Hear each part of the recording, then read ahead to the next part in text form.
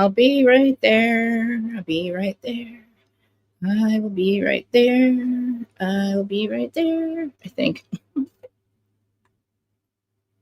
What happened here? Okay, we're here. I'm here. You guys saw me. Hi.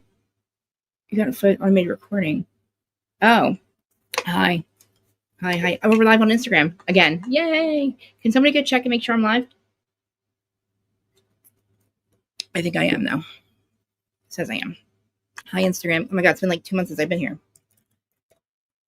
Insta. Okay, so I'm Reality with Kristen Marie. It's been 2 months since I've been live on Instagram, but I am live every Monday, Wednesday, and Friday on YouTube, YouTube, Instagram, Twitter, Facebook, TikTok. I'm always missing one. So if you are joining me for the first time or the last time, like I said, I'm Reality with Kristen Marie. On YouTube. Sorry, hi Kath. On the Who's 31 podcast on YouTube, and I am here Monday, Wednesday, and Friday. Talking Housewives, feuds, or Bravo News, and I know my shirt's all crooked. But yeah, so I do have a live chat, so these episodes are recorded live every Monday. Like I said, Monday, Wednesday, and Friday. You can fast forward the next 10 minutes while I say hi to everybody and get my shit together. I hope you sent me notes. I don't know what I mean. I sent myself a couple things, but put a t-shirt on. It's like hot in here. But what's everybody doing? We're gonna talk Bravo News. Please hit the like button too. Like I said, I'm gonna play with my hair for like the next 5-10 minutes because I'm annoying. We're just having Tase's birthday, so I don't want to be too long today. Not that he hangs out with me anyway, but I'm just kidding. It's his birthday, you know. My sister Wise is blowing up Cody's butthole. Really? Oh my God! I have to watch it. I haven't watched freaking anything. I rearranged the back around. Look, and you can see you can see my ring light. So that's what I was doing this morning. I was like, guys, I can't even get my camera to work right. But yeah, so my eyes are all dark today. Is Virgo here? Every time I do my makeup, I think about her. And she's like, oh, you should have your makeup down. This shirt, I'm going to have to change the shirt. And you know what? Willie's MIA too. Willie is MIA. Hey, Lauren. I sent you you get my message this morning? I sent you a text message. Hi. It's George's birthday. Yeah. I've been talking to Lauren about, because remember we did the spirituality thing the other night with me and all. I think we should pick a topic. Like, work's not a bad idea if that's all we want to talk about, Lauren. I'll let Lauren pick the topic, but we're gonna collab and just do a mental health check-in. But all right, so we have Teresa News, which I think I talked about this already. But this delusional bitch, okay? Real Housewives of Teresa. Real Housewives of Teresa. It's not that Teresa. Okay, listen. The show does not go hand in hand. The show does not go. It doesn't break or it doesn't make it or break it because you and Melissa aren't talking. You, my friend, or whoever whoever you are, you have consistently fucked them over and then said, oh, I'll forgive them. Oh, I'll forgive them. Oh, look at them. They're so toxic. They don't know how to forgive. They don't have to forgive. And they forgive you every fucking year. Every year. But this is different. This is different, Teresa. Like, you literally made his son think he's not a Gorga. Like, among all the other things. Strippergate, Cheatergate. The fact that nobody wants to film with you. But this is not the thing. Melissa and Joe and her, that does not depend. The show does not depend on them. It's not even a thing. They film together. Did you guys notice that they film together? They talk or whatever. But the fact that she thinks that there's a goddamn chance that they would ever speak to her again, and everybody knows it's because she's fucking desperate because they are filming without her and she knows it. And Jeff Lewis is absolutely fucking out of his mind if he thinks that that's going to work. It has nothing to do with the show. Their relationship was going way before the show decided to go on pause or come back. They went on pause to get rid of those two. And her moving to Miami, or her thinking she's going to go to Miami because she's hanging out with Alexia and stuff, taking pictures of Alexia. Literally, if they don't want you in Jersey, they don't want you in Miami either. So get it through your head. Just like they don't want you in Jersey, they're not going to give you a spinoff. They'll just put you back on the show. She's so fucking desperate. And she lost everybody. She doesn't care. She has her, here's Louie. But where the fuck is Louie? Where the fuck is Louie? Where the fuck is Louie? It's like, where the fuck is Eddie? Where the fuck is Louie? Louie's nowhere. I guarantee you, he has a new wife by next year. I guarantee you. I think you're going to be together for like another year or two. His relationships have never lasted ever in his life. She's an asshole. So she'll stay with him until like literally they're like locking the fucking I can't use my nails. She's locking the friggin' jail door saw behind her again. It's like I said, she didn't learn a lesson the first time. We thought she did. We thought she was all namaste. And then she's like, the universe made me go to prison. The universe made me. It's all the universe's fault. So I can meet Louie. Motherfucker, what? I said that one day. I said that 1 week. I said that. I said, oh, her parents probably said on me. Said, of course, first week is a great guy, you know. But you know what happens when you bring randos to dinner? This is what happens when you bring randos to dinner in Jersey, Teresa. You can't do that around here. Like, look what you did now. Look what you did. Also, there's a girl that is on Adam's channel, on her on his, like, in his group and stuff, and she's like, oh my god, Krista, I didn't know you talked about Housewives, because I met her on True Crime, I think. I was like, oh yeah. And she's like, I watch you and I watch Adam. I'm like, do you remember me from Adam? She's like, no. I was like, oh, go look. I said, you know what happened? I said, you know when he does hot messy topics and it's not hot and messy, and you're like, why is it called hot messy topics? Because I'm the hot messy one. I was the hot messy of hot messy topics. Me and Joe, not Adam, who just is like too nice to be hot messy topics. But anyway, he still calls it hot messy topics. But like, bitch. Anyway, her name is Gina. So if you see her come in and say hi, this shirt's gonna drive me nuts. I'm about to put that t-shirt on right there. Yeah, I'm just not gonna look at it. So let's see. Yeah, so that was what she said this weekend to Jeff Lewis. And then Melissa Gorga laughed about it. I was like, see, because she knows, like, this show does not, nothing depends on them making up, or nothing's going to happen. Like, nobody wants to see that. Nobody cares. Her problem was going after everybody else. We were over her going after Joe and Melissa. We were used to that. But this time, like, she was going after all the new people, you know, like she did to Joe, to Rachel and John. It's cute, but it's so annoying, isn't it? Look at this. It's like the lady said in the notes, in the you know, when you read the thing, she's like, oh, it just doesn't hang right. And I'm like, you know what? It doesn't fucking hang right. And it's like, my boobs are really too big or something. My boobs are too big, so you guys can see how big they are. You never usually can, because I try to hide them.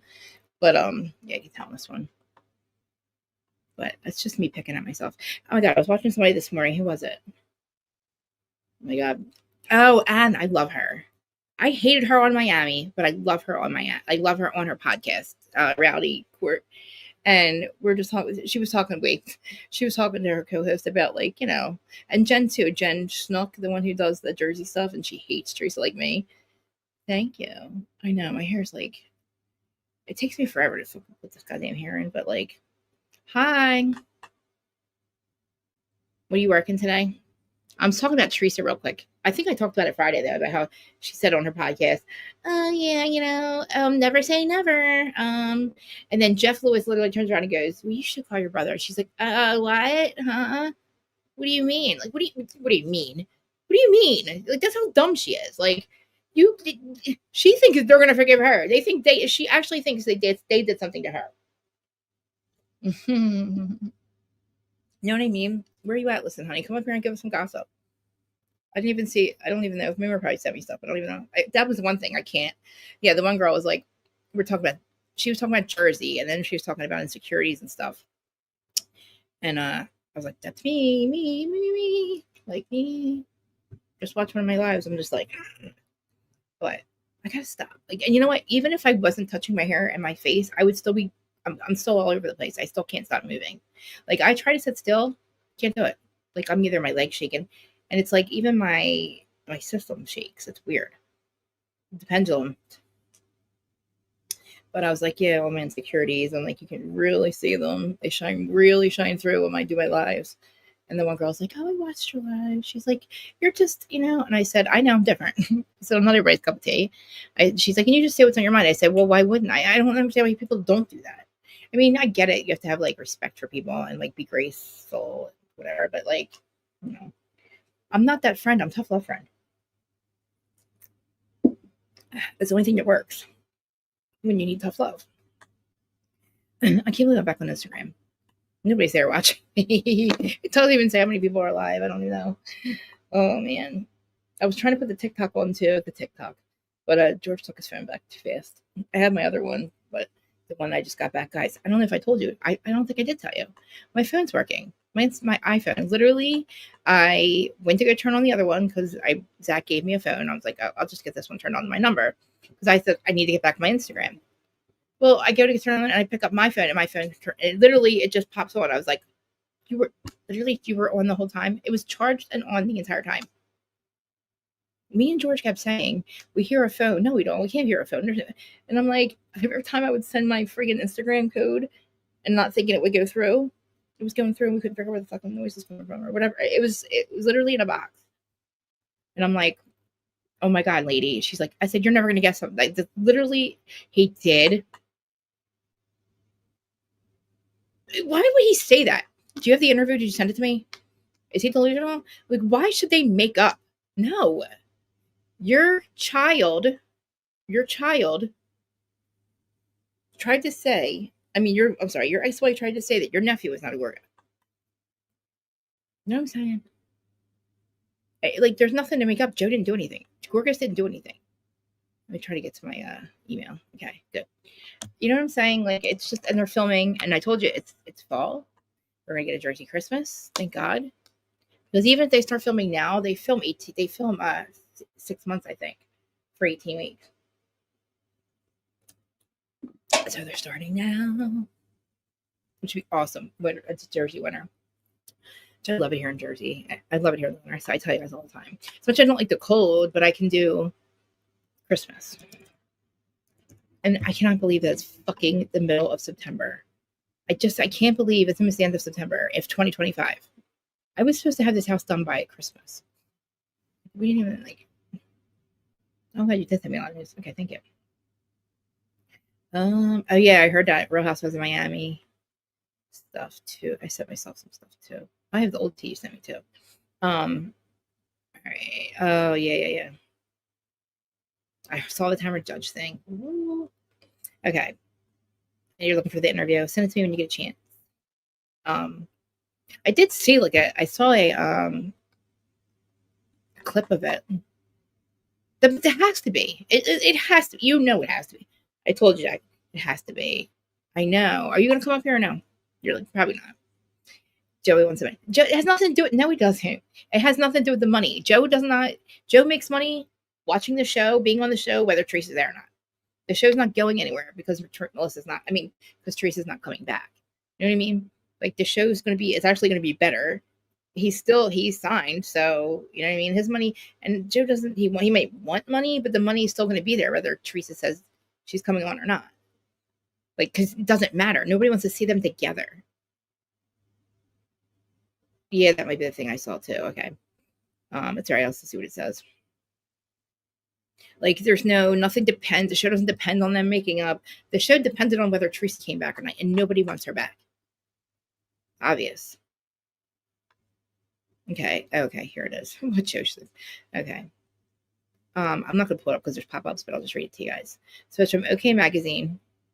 Joe Giudice thinks that ex-Teresa should reconcile with... No, okay. So it says, Joe Giudice believes his ex-wife, Teresa Giudice, should reconnect with Melissa Gorga and Joe Gorga as their family feud continues. No, it doesn't. It doesn't continue. They don't fight. They don't there's nothing. There's no fighting. There's no hating. There's no loving. They're just they're non-existent. There's non-existent. There's no feud continuing. It's non-existent. It's over. It's been over for years. Anyway, I think they should reconcile and think about the kids. They're not kids anymore. They're not kids. And put their BS behind them. And Melissa's always thought about the kids. You guys haven't. You're the one who made Joey think he wasn't a Gorga. Joe told OK Magazine, the kids don't talk because of the parents, which is pretty sad. That's not it. It's because Gia's a fucking cunt. That's why. And Antonia is perfect. Like, literally perfect. Smart, beautiful, not a bitch, loves her family, doesn't get in trouble, doesn't use people, doesn't talk shit on her fucking uncle or her aunt, doesn't make her cousins think she's not a fucking Giudice. You know what I mean? Since it's the only side of the family Teresa has left. Exactly. Sometimes you just gotta put aside the BS and move on. Joe, but that's not what you said earlier, Joe. Like, he was talking so much shit on him anyway. Joe, who has always been known for his funny one-liners, said he thinks Teresa should then come out with her own pignoli cookies and shove them in Melissa's face. It wouldn't matter. Nobody gives a fuck. You dumb ass. Okay, where have you been? Now that you've got competition again, he said, and you compete and life goes on. That's what it's about. What? Maybe she can make it better. Nobody cares about the cannoli cookies, okay? Nobody cares about cannoli cookies. Nobody cares about making better. It doesn't fucking matter. Stop pointing fingers and move on, he declared. Who's pointing fingers? Grow up. Life is too short. Tell your fucking wife and her new husband that life is too short. 3 seasons ago or 3 years ago when she started really like severing their relationship. Oh man, stop. Put it behind you, Joe says. Like, these people are crazy. They're delusional. Teresa insists that she's not desperate. Yes, she is. And why are you talking about it? Marissa Gorga. Okay, here's Melissa's take. Melissa Gorga shockingly admits she's open to making amends. No, she's not. No, I talked to her. No, she's not. That's what Teresa Giudice says. Nasty. Oh, this has got to be old. It's got to be old. Oh, it is. Okay, 2023. I was like, wait a minute. Okay. Why would OK Magazine put an old fucking article in here? That is clickbait. Here's another one. That's what I just read, I guess. She said she's not desperate. Okay, and as more on it, okay, says, after Real Housewives star Teresa Giudice hinted that she would potentially make up with her sister Melissa Gorga, an insider exclusively dished to OK Magazine. Teresa is getting desperate and obviously worried given the developments that have happened around Jersey. Well, all because of her. This is absolutely someone who despises her brother and hates him and Melissa, but realizing she might not have a job, it has nothing to do with them. What the fuck are we all missing? She is a fucking, she's not part of the family. They have a family, Melissa and Joe. They have a family. All his family, the other part of her family. She is like literally excommunicated herself from everybody, including her lawyer, her stylist, her every single friend in her life, every single family member. Like, nobody else is a problem but her. She's the common denominator. Louis fights with his family. She's the common denominator. She is the common denominator. Like, let's go. Like, let's like Gia fights with everybody too. Who talks to their uncle like that? Like, I have an uncle, my mom's brother, same thing. No fucking way have I ever talked to my uncle Paul like that, ever, or my dad's brothers, ever. Even nowadays, it's like I wouldn't know, and it's just I don't even. Me, my sister, maybe, but like this is like I would never ever literally tell somebody my nephew's not a Gorga or whatever we are. So I'm checking my notes, guys. So it's not you and Kathy here. Good. Oh, and listen, honey, Jacqueline. Lauren's here too. Oh, guys. Can you see I'm not myself today? I don't know why. That's not like anything. I mean, nothing specifically is wrong with me. I just don't feel right, I guess. I don't know. It's like after I look at it so hard.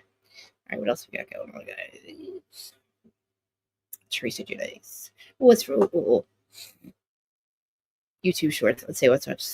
Mary Crosby.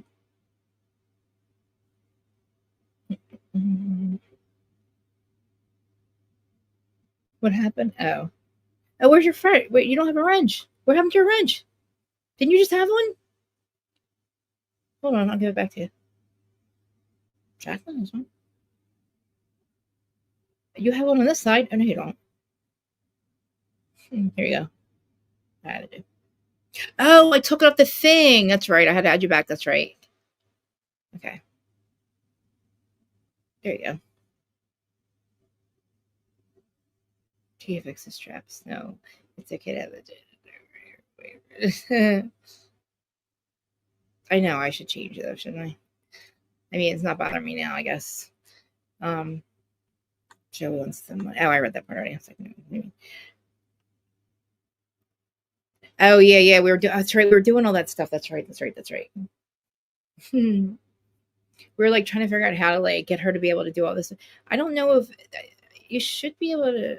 I think just log in it, right? We'll have to try it later. But yeah. All right. Mary. I haven't seen Willie. I'm kind of worried about him.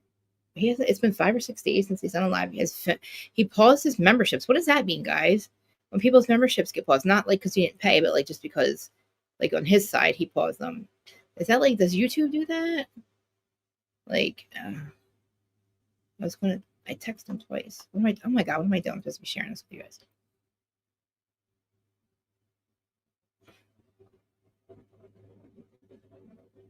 Nope, there's me. Why am I so dumb right now? What, Trista? I knew how to share a screen here. What the hell's wrong with me? Mary. She's so cute. I like Mary a lot. I like Mary a lot.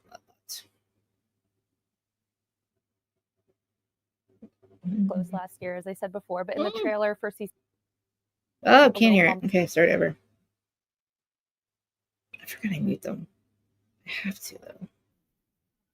Close last year, as I said before, but in the trailer for season 6, we see that you guys might hit a little bump in the road. You're supposed to be my sister. I am your You know sister. you're not.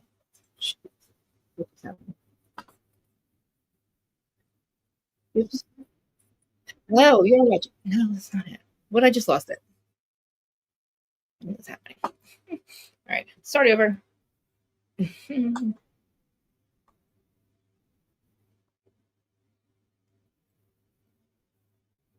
Yeah, I was like, what? Yeah. Kathy with my flame genetics. Huh? I do. What's that have to do with anything? I gotta read it over. You guys are reading, and I'm like, what? I kept to. Okay, of course I do. Yeah. You and Angie got really close last year. Italian, Greek, and Irish. All right, I don't want to be able to hear myself, so where do I hear myself? Right there. Mute this. Stop. No, that's where I'm supposed to be. I hear myself though.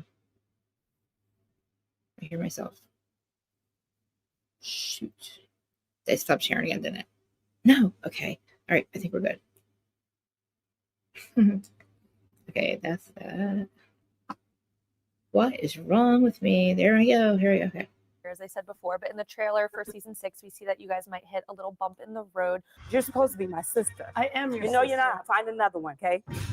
What can you say about that, and where do you currently stand with Angie? As you will see, she does things, a couple of things to agitate me on this journey. I love Angie, and I feel like we are close, and we're getting closer. And so when you really authentically get close to someone, you have rifts, you have fights, you have disagreements, and we that's kind of what you'll see, because you're open, you know, and you're vulnerable, and they can do things that hurt your feelings, you know. Like I'm used to like being guarded, and if I don't like you, you can't hurt me. If I don't know you, you can't hurt me. But when I let my walls down and let her in, and then you can get to me. And I'm like, no, this is what I didn't want. But that's kind of weird. But I think Angie is amazing. I love her. I will always love her. And I think she's a great addition to the show. Yeah, for sure. I love this friendship that you guys have too. It's very nice to watch. It's very refreshing to watch. Good. I don't think it's going anywhere, because it's real. It's a real friendship. I'm very excited to have you here. And the fans, everyone just loves you on this show. What was it like to go into another season with this cast of women? Ooh, I wasn't expecting that question. It was great. I mean, it's becoming more and more natural, becoming more and more just kind of life. So just bracing myself for some and ready to receive others. First episode kicks off with you and Angie taking the RV to pick everyone up for this cast trip. Now, you said you don't love RV living as an adult with 8 other women where you can hear all their thoughts. With 8 other adults all squished in together, and like you can hear each other's thoughts. You know, can you imagine? Liar! Hi, body count here. We're in for a ride. Whose thoughts would you be most afraid of hearing, and why?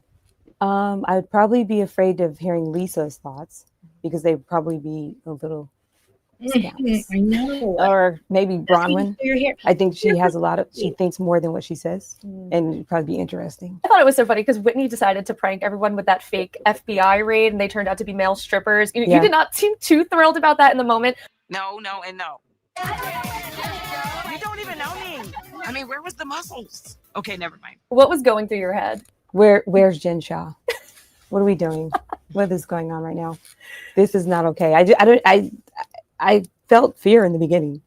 Like, is this real? And they're like, they want Whitney. And I was like, okay, this is fake.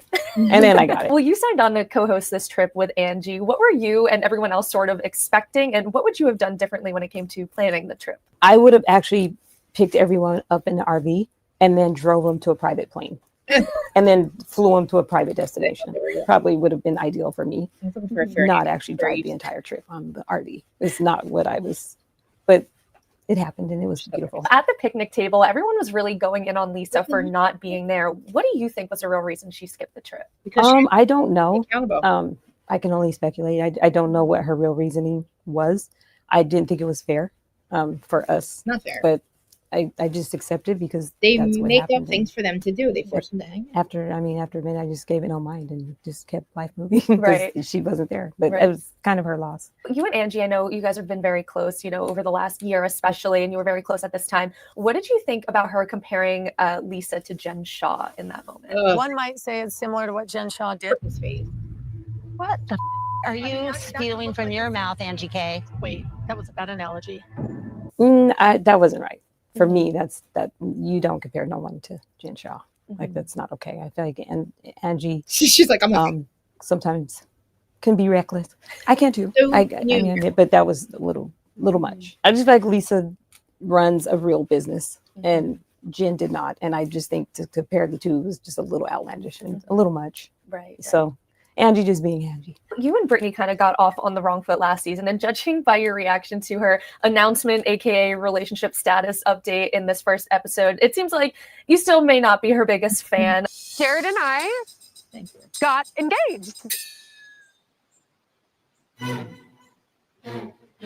What? Yes. What are your current thoughts on Brittany? How dare they play that? Do I have to say it?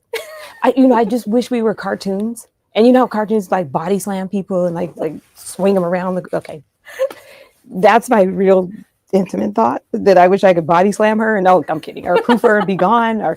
But no, I'm just my authentic self, and I need that to be coming back. That energy to come back to me. I don't need fake. I need a real, genuine person trying to interestly wanting to know who I am, and I just never got that from her, and so.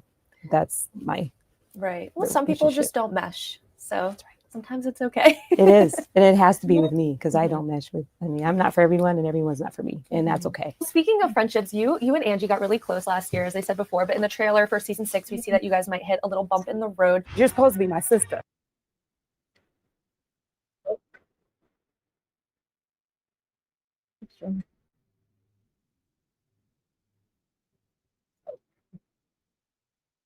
Oh, they're great.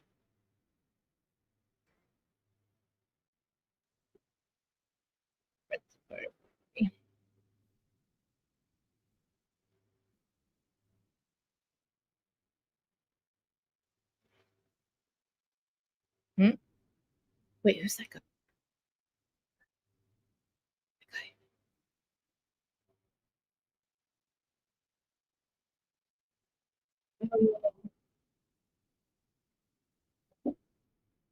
Oh, yeah.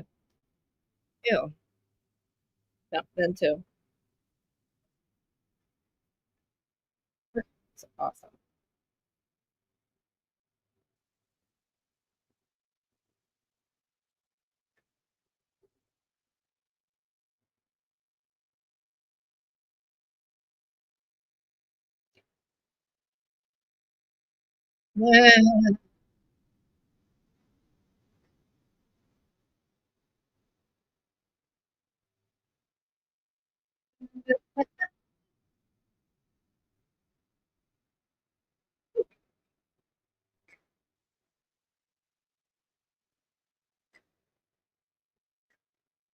It's awesome. I want to watch it. Everybody's the best matter for us.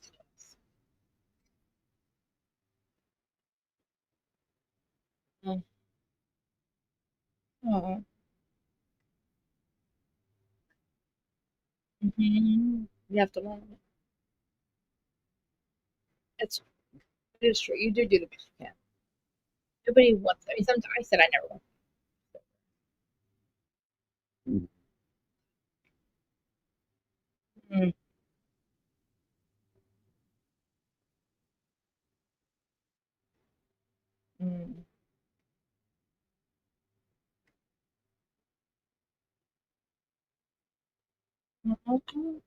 It's a little. It's really fucking hard, Mary. It's so fucking hard. He's young, but like, ugh. I started getting high around his age, and like, I didn't stop. I still haven't stopped. My audio's breaking up. Uh-oh. Oh, I wasn't there, was I? I didn't see that whole thing at all. I hear. Is that better? I don't know where I was. Was I talking, or did you hear me talking at all? Where was I? I was watching the freaking. I was watching rest of Mary's interview.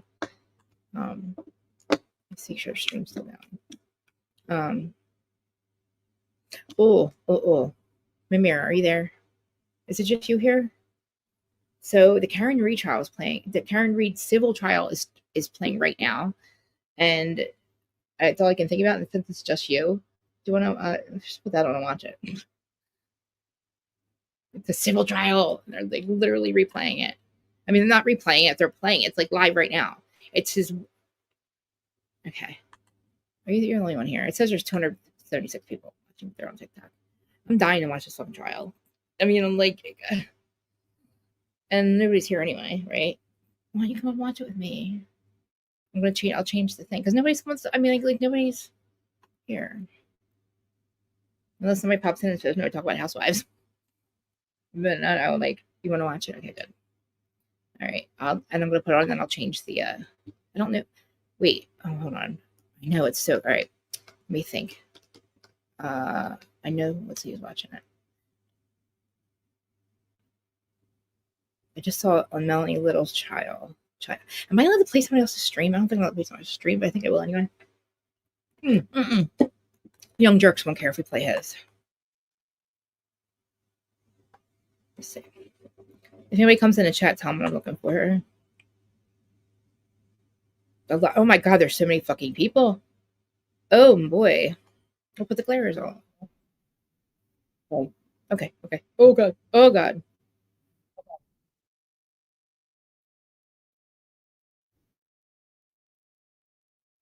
We prefer to be in person. So, okay. This is the Glares channel. Okay. We'll do it in person. Fine. We'll do it down here in Plymouth.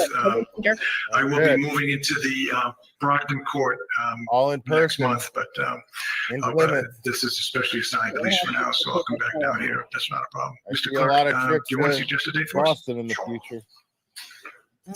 How many days out do you want to go for? 60 days? 90 days? Yeah, probably 60 days. 60 days. November 21st, Friday in the end of November. Let's see what I can find. Yeah. Hold on. Yeah, that November 21st. Okay, I'll have a decision out before then, certainly, as quickly as I can. 11/21, and that would be for a status regarding tracking order and discovery, and any motions, Rule 15 motions to amend that or bring in third parties. Okay, all right, thank you, folks. We'll see you then. Thank you. All right.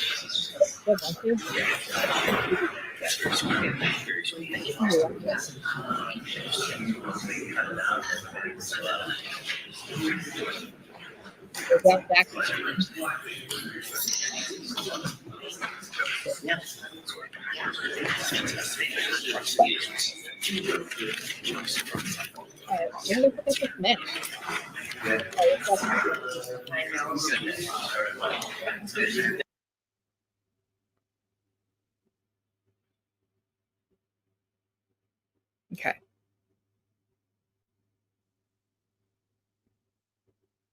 Look how cute John is. Okay. Rewatch one, okay.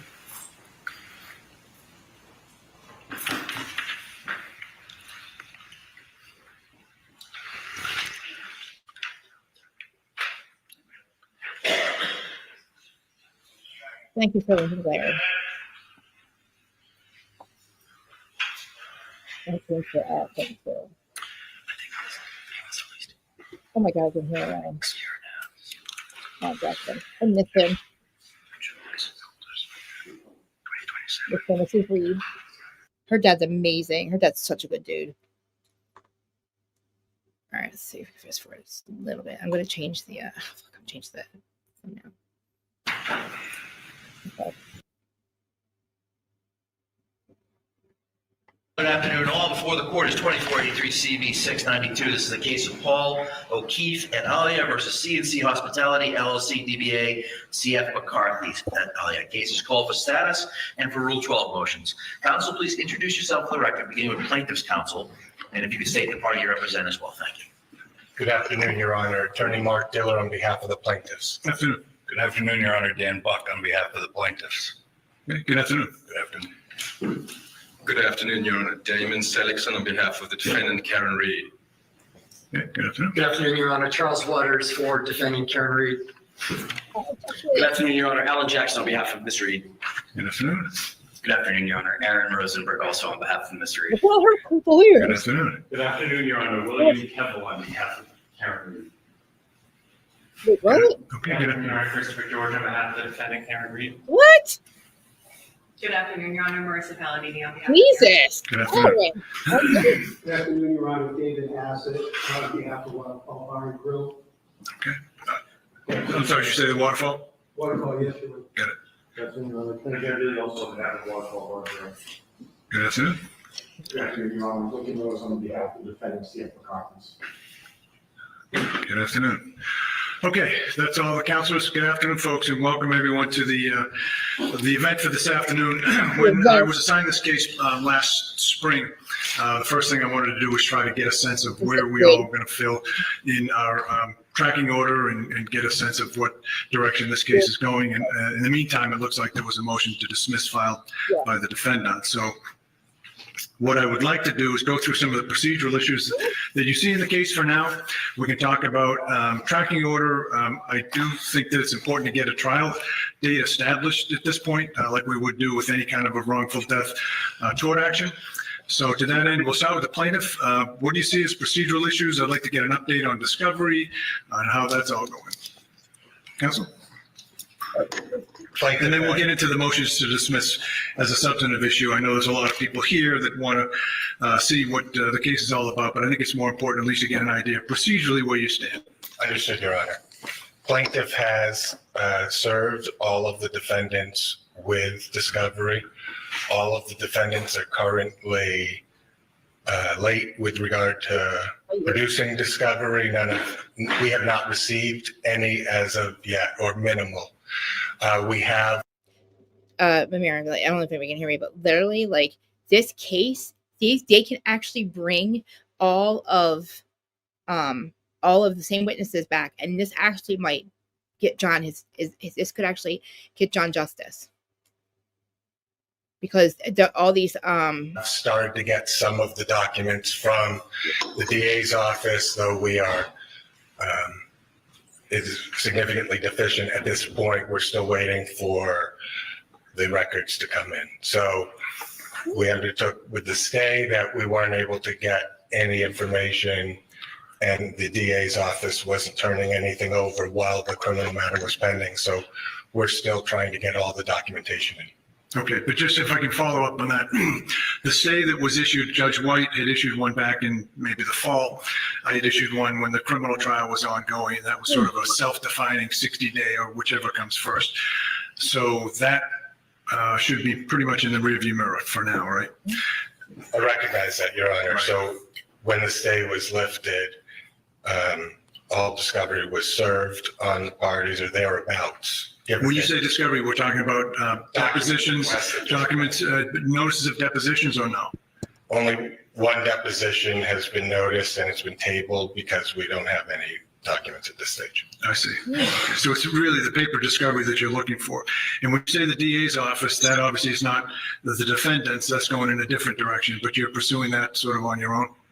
Right, but we've also, I anticipate that the defendants have all the same data that was exchanged during the criminal matter, to which we haven't ever received. So we have requested that both from the defendant and we've requested it from the DA's office. Okay. It is coming in from the DA's office in parts, and I anticipate we should have it all within the next 21 days is my guess. Okay. All right, procedural issues from the defendants. We can start with you, Attorney Seligson. Thank you, Your Honor.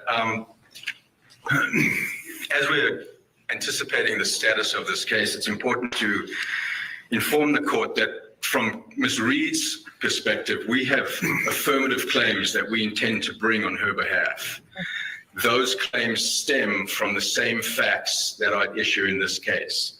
Those claims, Your Honor, are against parties that are not in the litigation at this point, including the Massachusetts State Police, Lieutenant Brian Tully in his personal capacity, Sergeant Yuri Buchanan in his personal capacity, Michael Proctor.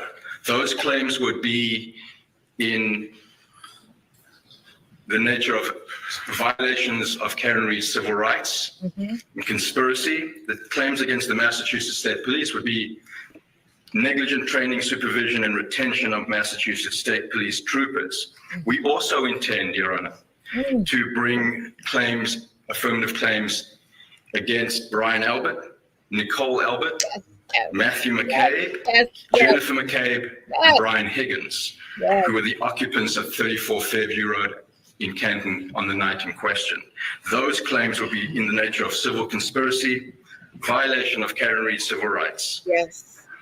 And then a claim against the town of Canton through its police department for negligent failure to secure the garage in the Sally Port. We asking the court's permission to bring those claims in this case because they do arise out of the same nucleus of operative facts.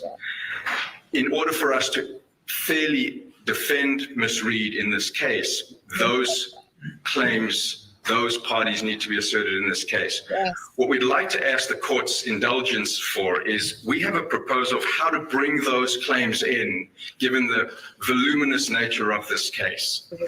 That would be 10 additional parties coming in.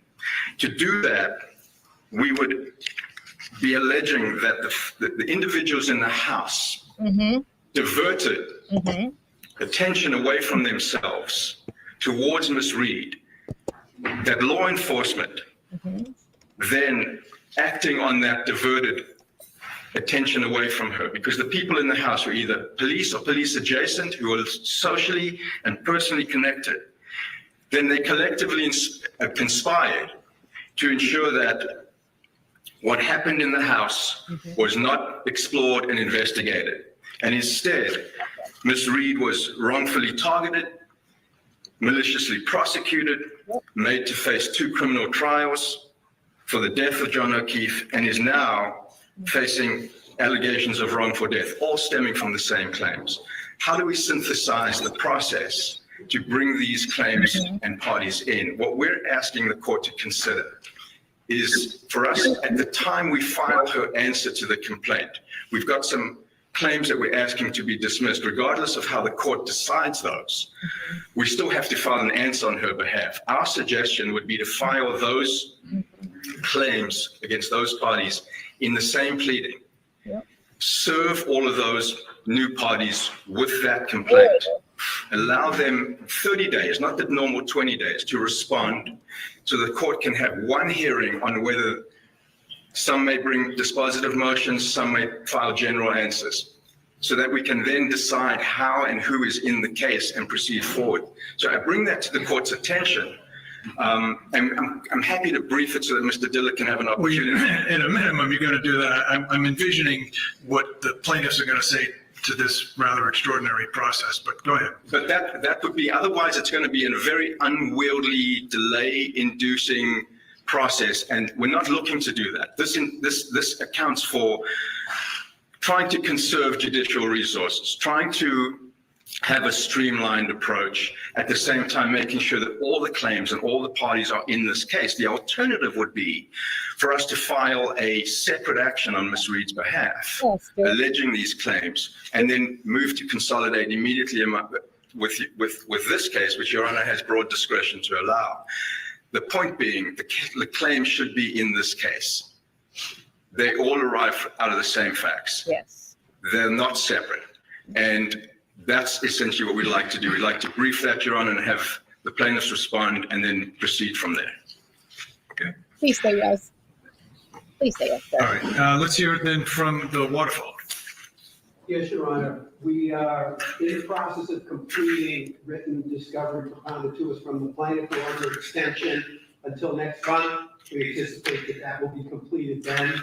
We as well. When you say an extension, this is an agreed to extension? Because the tracking order is what it is. We'll get to that in a little bit. It's been agreed to, Your Honor. Okay. And then, Your Honor, we're looking at depositions, but we don't want to consider noticing depositions yet until a lot of the document requests have been answered in the subpoenas for keeper of records. We haven't seen any of the records. We're aware of them certainly from the criminal trial, but when there are a lot of records, as I understand it, that are still to be produced, so that we would then proceed with depositions as warranted in conjunction with counsel and obviously picking dates that work for all. There's no way that they're going to win this anyway, because there's proof that she never hit him. So how can you pay the insurance company? Or how can the insurance company pay out something her car didn't do? You know what I mean?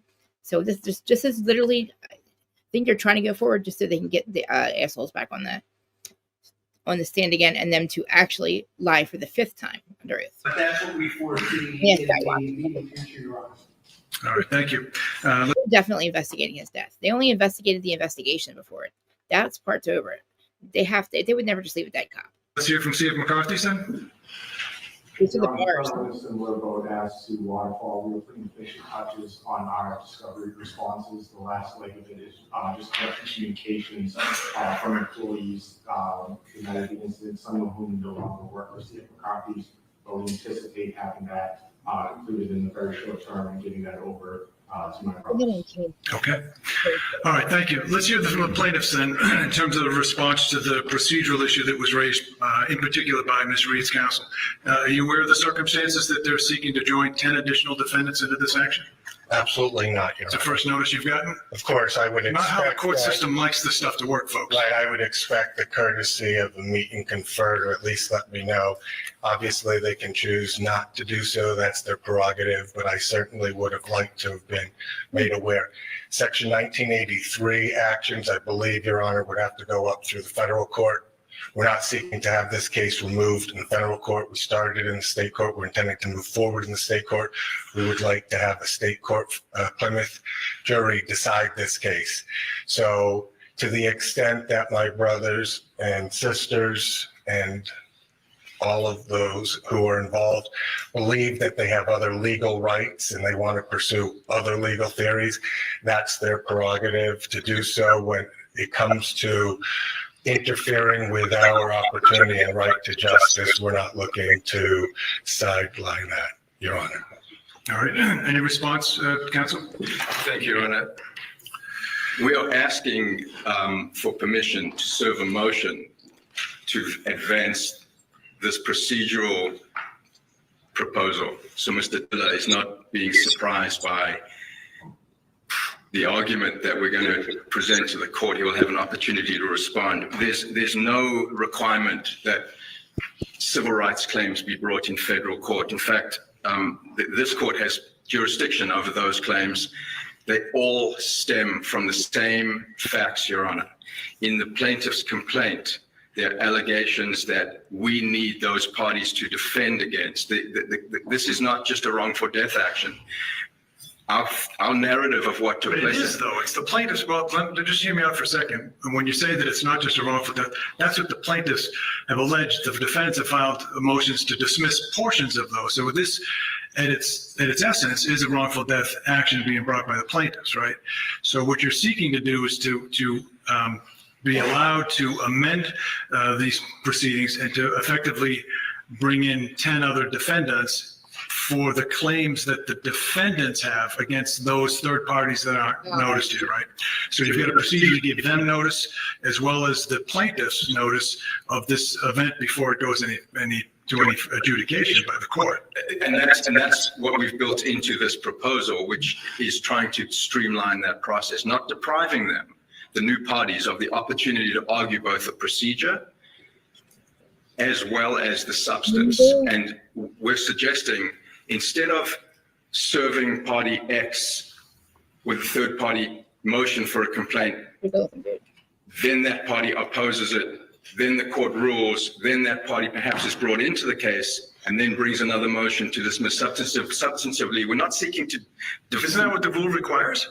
The rule does require that, but the court has discretion to consider the streamlined approach. And we'd like to brief that for Your Honor, but we're raising it at the status conference so that, because we are scheduling deadlines and events out into the future, we'd like to at least have the opportunity to advance that argument for the court and allow Mr. Diller to respond to it. And then we will act accordingly. That's the purpose of the disclosure of this today, Your Honor. All right. So I don't know that there's any ruling by the court today that would have to be made relative to that, because it isn't even filed yet, so that there's nothing before the court. So ideally, what my instructions to the clerk's office by setting this event up was to get a trial date from you folks and then work backwards, like we would do with any wrongful death tort action, which this case is. I take exception to the defendant's notion that this is not just to consider the streamlined approach. And we'd like that's what the plaintiff respond. There's no requirement that civil rights claims be brought in federal court. In fact, this court has jurisdiction over those claims. They all stem from the same facts, Your Honor. In the plaintiff's complaint, there are allegations that we need those parties to defend against.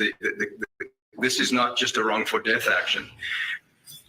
Our narrative of what took place. It is, though. It's the plaintiffs. Well, just hear me out for a second. And when you say that it's not just a wrongful death, that's what the plaintiffs have alleged. The defendants have filed motions to dismiss portions of those. So this, at its essence, is a wrongful death action being brought by the plaintiff, right? So what you're seeking to do is to be allowed to amend these proceedings and to effectively bring in 10 other defendants for the claims that the defendants have against those third parties that aren't noticed here, right? So you've got a procedure to give them notice as well as the plaintiff's notice of this event before it goes to any adjudication by the court. And that's what we've built into this proposal, which is trying to streamline that process, not depriving them, the new parties, of the opportunity to argue both the procedure as well as the substance. And we're suggesting, instead of serving party X with a third party motion for a complaint, then that party opposes it, then the court rules, then that party perhaps is brought into the case and then brings another motion to dismiss substantively. We're not seeking to... Isn't that what the rule requires? The rule does require that, but the court has discretion to consider the streamlined approach. And we'd like to brief that for Your Honor, but we're raising it at the status conference so that, because we are scheduling deadlines and events out into the future, we'd like to at least have the opportunity to advance that argument for the court and allow Mr. Diller to respond to it. And then we will act accordingly. That's the purpose of the disclosure of this today, Your Honor. All right, so I don't know that there's any ruling by the court today that would have to be made relative to that because it isn't even filed yet, so that there's nothing before the court. So ideally, what my instructions to the clerk's office by setting this event up was to get a trial date from you folks. That's the thing. Like, how is it that twice this town took that poor mother through 2 trials, even though she's very, they got her at her worst, like I said, Idaho 4. She lost a daughter. She wasn't getting along with John at the time. This happens. Then the niece and the nephew got to lose John to a third parent, and then Karen, and then Mrs. O'Keefe wants to drag her through court again. Well, and it's like, I don't know who's in her head, but if she's worried about money, Mrs. O'Keefe, she could own goddamn Boston, and so could Karen. And it's like, I heard this judge is really good, so I wanted to watch it, but I'm glad that you're here. Thank you for coming. And yeah, it's like, and then how is it that literally the car didn't hit him? So how are your insurance going to pay? That's what I can't wait to see what they're going to do. I have no idea what happened in this thing. So I'm like, Amir, can we please watch it? And then work backwards, like we would do with any wrongful death tort action, which this case is. I take exception to the defendant's notion that this is not just a tort action. It is. That's what it is. It's a civil case. I know there's a lot of people who are interested in this case, but at its heart, there are at this time 8 parties involved in this case. Correct? Yes. There's 5 for the plaintiff, and there's 3 for the defendants, 2 corporations and Miss Reed. So that's the way the case is shaping up. You've got your tracking order, so you understand what the deadlines are now. I have the tracking order, I think basically shows this case as having discovery. Yeah, your discovery is supposed to close August of next year. Your Rule 56 motions to be done by October-ish of next year. Final pretrial conference February of 2027 with judgment by August 26th of 2027. So that's what the tracking order has in store as the case stands now. I negotiate IBS and MS. Right. I mean, we could get you a trial date way sooner than that if you wanted to. I mean, literally, I could. The clerk and I were talking earlier before today's proceeding, and I may end up having to suspend depending on what the circumstances we were charging. You want to come up and talk about it with me? I'll put this, I think, because I love talking. Oh, shit, I stopped sharing it. I fucking obsessed with this case.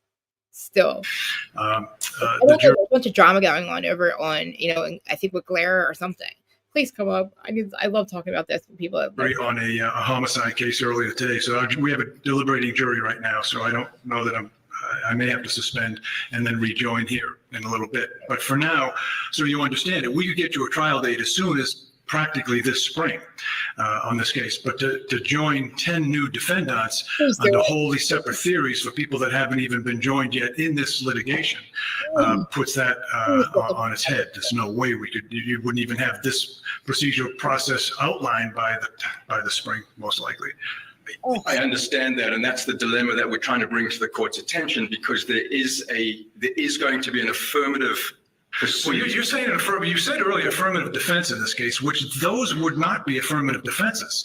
Those are wholly separate third-party causes of action against people who are not part of this litigation, correct? So it's not an affirmative defense. It's not an affirmative defense in the traditional sense, but it is part of the defense. Right? You do not get to see my messy hair. Do I have not brushed my hair? I fucking love you so much. I don't know what happened. I'm watching it right now. But as soon as I heard all their names, I'm like, yes. I can't. Where's Chloe? We need Chloe here. I really need. I was listening to that attorney for the O'Keefes get up there, and I'm like, dude, where the hell did you get your information? Because you can't lie under oath, dude, and you lied. I don't even know. Listen, I want them on. They all need to get on the stand and watch them lie again. They don't have to lie again under oath. How many times are you going to let these people lie under oath? The Mickey Scumbergs, you know what I mean? All of them. I want them to be lying under oath. Yeah, I want them to get up there and lie again and tell a different story or whatever the fuck they're going to do.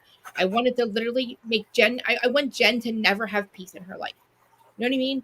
I want her to always be fucking worried, and she's always going to be worried about this. If one of them doesn't, turn over and literally turn the rest of them in, they're gonna have to literally. I don't know how these people sleep at night. I really don't. How the fuck do these people sleep at night? Well, I was watching Melanie Little when she was doing it, and I think she was just in shock, as all of us were. And why the hell do you bring up Turtle Boy? What the fuck does he got to do with this? He don't got shit to do with this. I know. I supported them. I supported Karen. I can't deal with him. I just can't. Like, he makes me laugh, but then I get like, he gets so fucking like butthurt. But he's so ignorant sometimes to his fucking people. He's like, I don't give. I'm not reading this. It just some shit. He thinks that literally. But did you hear what he said about Karen? Why him and Karen don't speak? This just fucking threw me off. He says Karen thinks she made him. Oh yeah, well, whatever. I said what? I don't think Karen said that, but okay. I know. I think that he goes, we have different perceptions on who made who. They kind of made each other, really. I mean, honestly, like, he brought awareness to something that he does all the time. He's a journalist. I know he shouldn't expect anything in return, but she could at least have repeated. I don't know. She could have said something. She didn't show up to the Wilbur. She wants nothing to do with him. Well, I get her. I get why she's still in litigation for this case. So, yeah, sorry. I get why she hasn't spoken to him yet, but I think it's not that. I think that Alan says that, but I think it's honestly, I think that she thinks that, I don't think she likes him. I think Karen's a weird bird. I think she's very like reserved. So I just don't think that she probably does want nothing to do with anybody from that area anyway, because of everything. But then Lindsay, did you see fucking Lindsay Catani's fucking Twitter thing? No, I have a Twitter. I just don't get on it. I didn't even know what she looked like. I want to play the rest of this thing, but dude, she's on Twitter going, and she looks like shit. And she's like, I'm going to tell everybody everything. I'm going to tell the truth this time.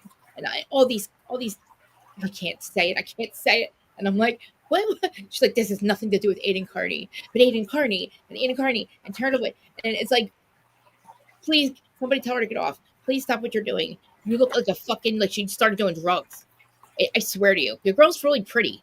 But like, she was pretty in court. Now she just looks like what he says. I don't want to say it. It's such a bad, he says Irish poor. He calls her Italian poor. I'm like, Italian poor face. He calls Coco Irish poor face. I'm like, that is so mean. That's my dad. Stop. Well, when he's, you know, when Melanie was doing it, Aiden was in her live in her chat, and he's like, why are they making this about me? I know. Let me see. I was watching. I haven't even gotten to that part. Oh, yeah, you did. I think I did. Might have already passed it. It was when the O'Keefe's attorney was up there speaking. Oh, okay. Oh, yeah, I must have missed that part. I like this judge, though. In the face of the wrongful death claims. Thank God it's not fucking Bev. The wrongful death claims stem from the same facts that the affirmative claims would be seeking to be pursued against. So it is the same set of facts. If we were to file a separate action, Your Honor, the same case where Karen Reed is the plaintiff and these parties that I've identified are the defendants, we would be pursuing down two separate pieces of behemoth litigation when we can consolidate them at the same time. That's what we're trying to suggest may be a more streamlined approach. And it doesn't, it's not intended to delay. Well, I want to wipe that fucking smile off his face. This woman, I feel so bad for her, but like, she could own fucking Boston. I mean, somebody has to reason with these people and say, this is not, they're fucking with you, Peg. They're fucking with you. I know that it's been a lot. I mean, she went through a lot, but like, this is, she's not gonna get shit. And she's not gonna be able to sue them. It's actually intended to try and synthesize the process. Put the smirk on his face. I don't think her attorneys are relaying that to her. Right? It's like they're not relaying it effectively enough. Look, I know. Don't you think it's been long enough that she's? But this attorney, he just seems kind of shysty anyway because he's still taking the case. I'm like, why? What? money. Yeah, but if she doesn't win, he doesn't get no money. Oh, really? Most I didn't civil know that. lawyers don't. Know that. I guess he thinks he knows he he has a can't really win, good right? case. That's weird. That is so weird. I think he thought somebody said at one point they were going to settle for $50,000. I said, "Fuck you! No, that's admitting guilt." That's what this judge suggests at the end was that they work hard on trying to settle before the 2027 court case. What? And I'm thinking she was found not guilty. Why the fuck would she settle? And why is it till 2027? Like, oh, because they're adding the everybody that was in at 34 Fairview. So there's 8 more right defendants. Not till 2027? Right. Get the fuck. Oh no. Because it's almost 2026. That's true. They said something about they haven't got all the discovery and they still haven't got stuff from the criminal case. Why not? I guess Judge Bev's having an issue of sending it over. I don't know. You know what? It should have never even left the courthouse, really, honestly. It should just stayed. Well, not really. I don't trust them. But, like, it should all still be there. We had 2 trials, 3 years, 4 years. And conserve resources. In the audience, I don't recognize anybody. Judicial economy without Does Karen Reed 3.0? Yeah. prejudicing the plaintiff. Discovery is already ongoing. But you have 2 depositions, for example, of parties in 2 separate cases. Why is he smirking? Where we can have one and the claims could proceed at the same time. Just seems to make judicial sense. I don't. That's why we're raising. It's not showing, just so you know. Oh, it's not? No, Fuck. not anymore. Oh, shit. Man. Is somebody really missing anything in the end? Or they just do the stage? No, not really. He didn't do anything. He just said he'll come back with his ruling. He'll take it all under advisement, blah, blah, blah. So does that, like, when's that going to be? Like, we have to go back for all that?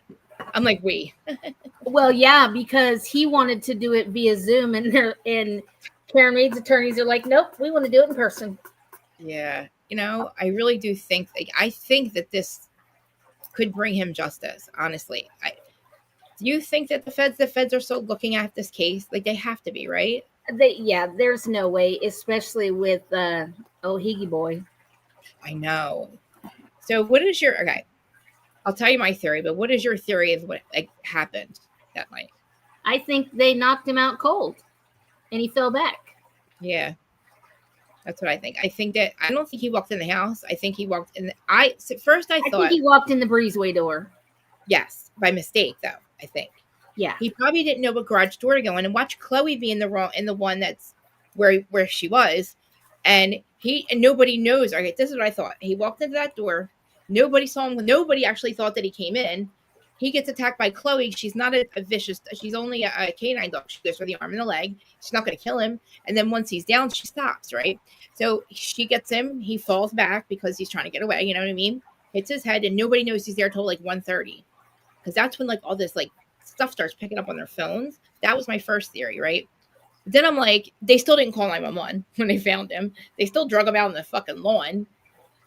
And they still acted like they didn't see, like, not even a fucking night light was on at 5 in that house was so dark. No, not even a goddamn night light. And there's sirens and everything on your front lawn. Like, I don't know how.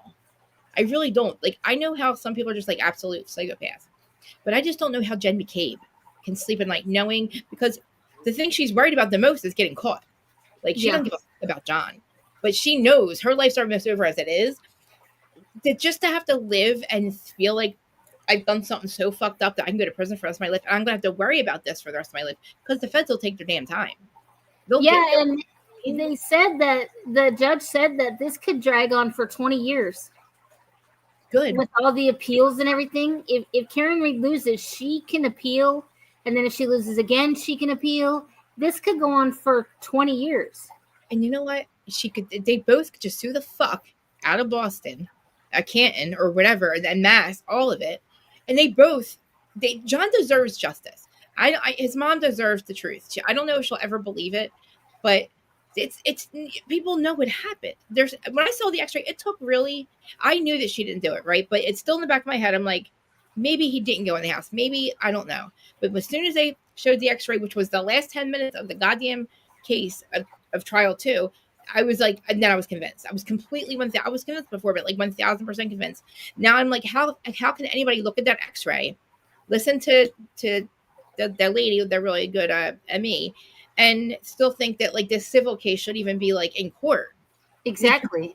You're paying somebody for hitting a guy with a car that's insured by you, but like she didn't hit him, and there's no proof that she did.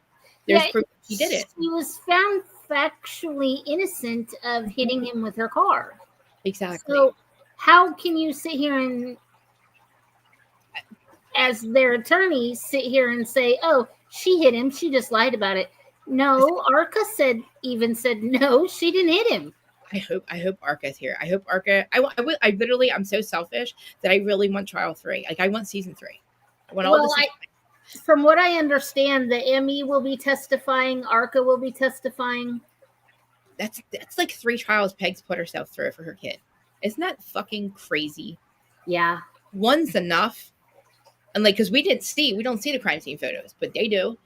You'll get to see him in the criminal trial or in the civil trial. Oh wow. Yeah. And then people are like, well, she didn't care about John. I'm like, of course she cared about John. They're like, oh, she was trying to take his kids. I don't know what was going on with the kids, but I don't know. I can't see a grandmother being that worried about raising 2 young kids, or raising those 2, the niece and nephew, right?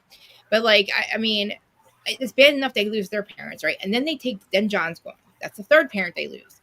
Then they want to take Aaron. Like, how fucked is that? Yeah. And the people that actually murdered your dad or uncle are the ones ingratiating themselves in your life, like in their fucking lives. And like, then you sit here and try and convince this 14-year-old girl that this woman who has been in her life as a mother figure for 2 years, after losing her mother, and it has taken you all these years to convince her. I still don't think she's fully convinced. I don't think so either. And I think the older she gets, and I actually think the nephew. I heard the nephew isn't. The nephew's like, I know, like he's 8 or something, and he said no. He knows that Karen didn't do it. Which I'm like, good, because I hope, because he's the younger one, I hope that he can, because I really feel like somebody said, oh no, they're so poisoned. I'm like, kid, you don't understand. Kids have they're different than us. They're very resilient. They see way more than we give them credit for. Right. And I think she's way smarter, and I think that she'll get there. But you know what? When she was like 14, 15, like she just lost her parents, dude. You know what I mean? Like she's gonna cling on to the one family. And I feel bad because Karen, I thought, thank God she has her parents. I thought she was by herself in this until I saw her mom and dad, and I was like, oh, thank God, because how sad was it that the mother of your dude, your boyfriend, he's dead, and the mother's like, what is she doing here at the hospital?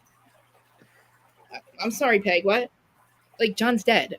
Because I honestly believe that Jen McCabe somehow got a hold of his mom before the hospital. Carrie. So did Carrie. Yeah. And Carrie, that's when they planted that seed of, oh, Karen's guilty. Karen did this. Yeah, because I mean, it's her son. She's going to blame somebody. She's going to want to blame somebody that day. And it's so fucked that they're the ones that did this.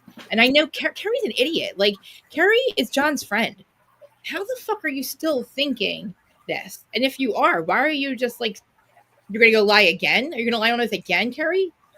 Well, I thought they were all friends, Oh, yeah. Oh, okay. Yeah. But guess what? Higgins and Kate, they haven't talked to Higgins since, I don't think. I heard Higgins hasn't talked to him since. I think somebody else too. And I'm like, what did I tell you? You know who else they put on that list of other defendants? Who? Michael Proctor. I heard. I was like, oh, thank God. And Yanaki, whatever his name is, Bukaki. Bukaki. Like, honestly. I watched that one of Alan Jackson when they went through the garage. Oh my God! I truly believe that may have been where it happened, because when the ME said he had that little like stair-step gash on the back of his head, and then you see all that red paint over there. Yeah, I know. Could you imagine just throwing paint over it? That's what I thought was they just put paint over it to hide the blood. Yep, because who knows, it could come back, right? And then did you see how he was whistling out on the lawn, and they could hear him inside the house? Yeah, I was like, good, fucking good. It's like literally telling us not to believe our own eyes. That's what made me so mad about this case. I'm like, what do you mean? They'll get to show all that in this trial. But they did it 2 times already, and nobody. And then these people are still like, oh, Karen did it. I mean, maybe 4 people, but maybe 4 people on Twitter still think she did it. And they can't really think that either. I mean, honestly, like it's like literally seeing something and you're not seeing the truth, and it's right in front of you. Like the sky is definitely blue. It's not purple. It's blue. And here's the blue sky. We're like, no, it's purple. No, it's purple. It's like, wow. Like that's the same thing with Idaho. Like, how is it that these parents and these families are like these are just, I don't know. Idaho for it's different because it's like truly like whodunit type thing. But like here, at least we know. All right, who's that? Is that Noelle? Hey, Noelle. Wait, hi. How are you? I'm good. How are you? Good. I just went to my day program. It was so good.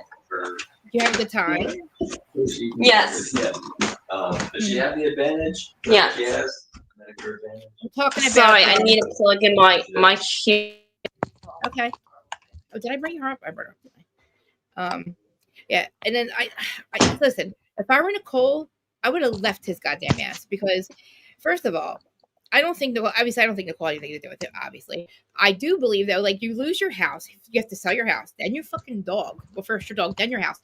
Then did you hear about fucking Jen and Brian? I heard Jen and Brian had an affair. Okay, what are we talking about? I'm sorry. It's okay, Karen Reed trial. What's the civil going trial. on with that? Well, we're just discussing like the stuff that happened in the past, but today was the civil trial, and the first day. It was What happened to Karen Weed?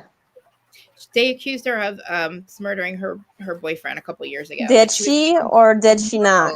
No, she didn't. She was found not guilty. Yes. So what? So how was she find out? Like how was? This is why I love Noelle. This is why I love Noelle because she's so literal like me.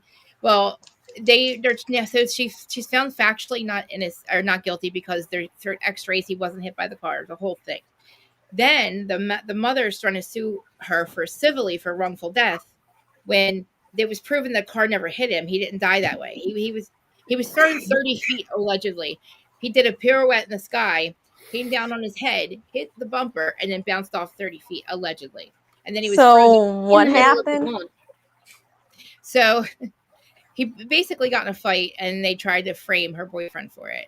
So today, what is going on? They just rescheduled the civil trial for about 2 years or a year and a half from now. But there's a lot of stuff that has to happen in the meantime. They have discovery. They're trying to add 8 more defendants, which include everybody that was at 34 Fairview. Like I totally forgot. What just happened? Like she accused what? I'm confused. I'm sorry. It's okay. I'm probably the guy that was killed. His mom is suing her for wrongful death. Why? Is she really do that or no? Did she? No, she didn't do it. She was found not guilty of it. Like how is actually twice? They know. They don't. They don't have any proof. I think they know that she didn't do it, but they think somebody has to pay, and it's going to be her. And so she's in trouble, or like he's in trouble? Not really. It might just actually expose the things that. Well, I mean, there's a lot that's already exposed, but Alan Jackson, her lawyer, has said a couple of things lately that there's a lot that we don't know that'll basically give us our answers. So it's like they know, I believe, who did it, and I think they know how. So can you tell me like what happened? Like, what do we think? How did he die? You mean? Yes. How did he die? I think he got ambushed. I think he got ambushed walking into the garage because I think he walked in the wrong door. And I think he just got cold-cocked in the face, fell backward, and that was it. I think too, my second theory was like when I was trying to think of them, like no matter what, they didn't call 911, right? But a secondary was like maybe Higgins was like, I'm telling John, and he was like, yo, look at your girl's messages, look at it, you know what I mean? And he's like, I'm not fucking staying here or some shit like that. The girl's a whore or some shit like that, right? So can you tell me like why is he blaming on her? That's because so he was a police officer for Boston, the guy that was killed. Yes. The two people, the house that he was at, that he was unalived in, they're also cops and friends with him, kind of.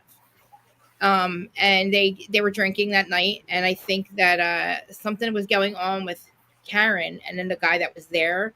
Just a little text message thing, maybe. We don't know. She may or may not have went over there and blew him. We don't know. But nobody seemed to care. I didn't really care either. I was like, who cares? She blew him off. He had something going on in Acapulco. Anyway, fast forward to Brian Higgins, the guy who we think might have something to do with it. He kind of liked Karen, and that night he wanted to tell her boyfriend what happened. And I think a fight broke out, and with Chloe, I believe Chloe being there, she had to have been in the garage then. So you're right, he probably had to have walked in that garage. Duh, Krista, because why would she be in the house? And we know that. So oh my God, I didn't think of that. Well, So, Karen said she saw him walk in the breezeway door. The breezeway. So who is this? Wait now, who's this guy? This is on the screen. Yeah, that's John O'Keefe's brother. He's a good-looking dude, but he's a dick. Is Karen Reed is a bad one? Is a bad as she is? I don't know who she is. I know I'll show you. She's really pretty, actually. She's cute. she's a bad. Is she bad or is she good? No, she's good. She didn't. Oh. The only thing she was found guilty of was operating under the influence. Yeah, which everybody was that night. Sorry. There she is. She's really pretty, I guess. I love you. She is $5 million in debt to her attorneys. I heard him say that he would do this for as long as it took, and I was like, I know. And can you please tell me like where's her boyfriend got killed? Yeah, he got. Yeah, I'll show you the picture of him in the beginning. Yeah, he was a Boston police officer. And another thing with that, how is it that they're so dismissive of his death at Boston police? Like nobody, when you go on Twitter. Ew, he looks ugly. I'm sorry. Stop. He was a good guy. I mean, he was a good guy. And how did he get killed? Passed away, I mean. Yeah. How? He's the one that they say that got hit by the car that she was driving, but he didn't. The medical examiner where he was, it was impossible for her to do a K-turn at 2 miles an hour backing up and hit him and make him. First of all, he'd have to see the vicious taillight coming towards him, jump up, pirouette, come down on his head to hit the back of his head. That's crazy. Yeah, he's like 6'4". He's not bouncing off of anything and going anywhere. So they had an accident reconstruction in the first two trials. The second one basically sold it because he's like, look, it's impossible. He wouldn't have an arm. Like it wouldn't be this. Like it didn't. The facts did not lead up to him being hit by anything. He had no injuries except for his arm from a dog bite from his head down. Not even a goddamn bruise. That is so crazy. How is that possible? It's not. Noelle, you're so smart because you're not. They actually planted fake other taillight pieces that were not even. I never get to see anybody. I love you so much for coming out here. A Seahawks. I think I'm going to call you guys Tommy for Seahawks. I love her and her girlfriend. I met them. So Noelle, that's my friend. Her name's Tommy. No, it's Tomboy. Tomboy. What? Here. And what were you say? What did you say? Who is that? I'm sorry. What's your first name? I always forget. Is it who? Yours. Oh my camera. You want to know my first name? Yeah, because should we say that or no? I didn't know. Just look at yours. Huh? Just look at yours. No, it's not. Yes, it is spelled the same way too. Are you fucking kidding me? No. You've never That's told the me same that. way. You That's have the this. same. Get the fuck out of here. Are you kidding me? No, I have never met another Krista Marie ever. Well, It no, is my the middle same name's way. not Marie. My middle name is not Marie, Oh, okay. but the first name is the same. Oh my God. That is awesome. Is it the same? Is this the same? What is this is the case? So who did it? I'm sorry. Get to the point. I'm sorry. No, stop. Hold on a second. Let me just talk to my friend for a second. The person that did it, that everybody believes that did it, is Officer Higgins. Yeah. Who's that? Who's Officer Higgins? He's a friend of like everybody that they were all friends with. He Not was the one that was God, stop calling me. Who's that? Your boyfriend? No, my friend. I'm sorry. I hanged up. Hanged up on. I think her and Higgins would have been a better couple, but I think when she hooked up with him, she was like, nah. Higgins, who is that? Who's Officer Higgins? Did So it? that's the guy who we think that she was kind of having a little sexual text, a little flirty text thing going on with him behind John's back, but they were kind of not in a good place at the time, but not that big of a deal. It didn't really go anywhere, but we think he fell for her and was kind of jealous when they showed up at the bar together, because I don't think she planned on leaving John, and I think he fell for her at first.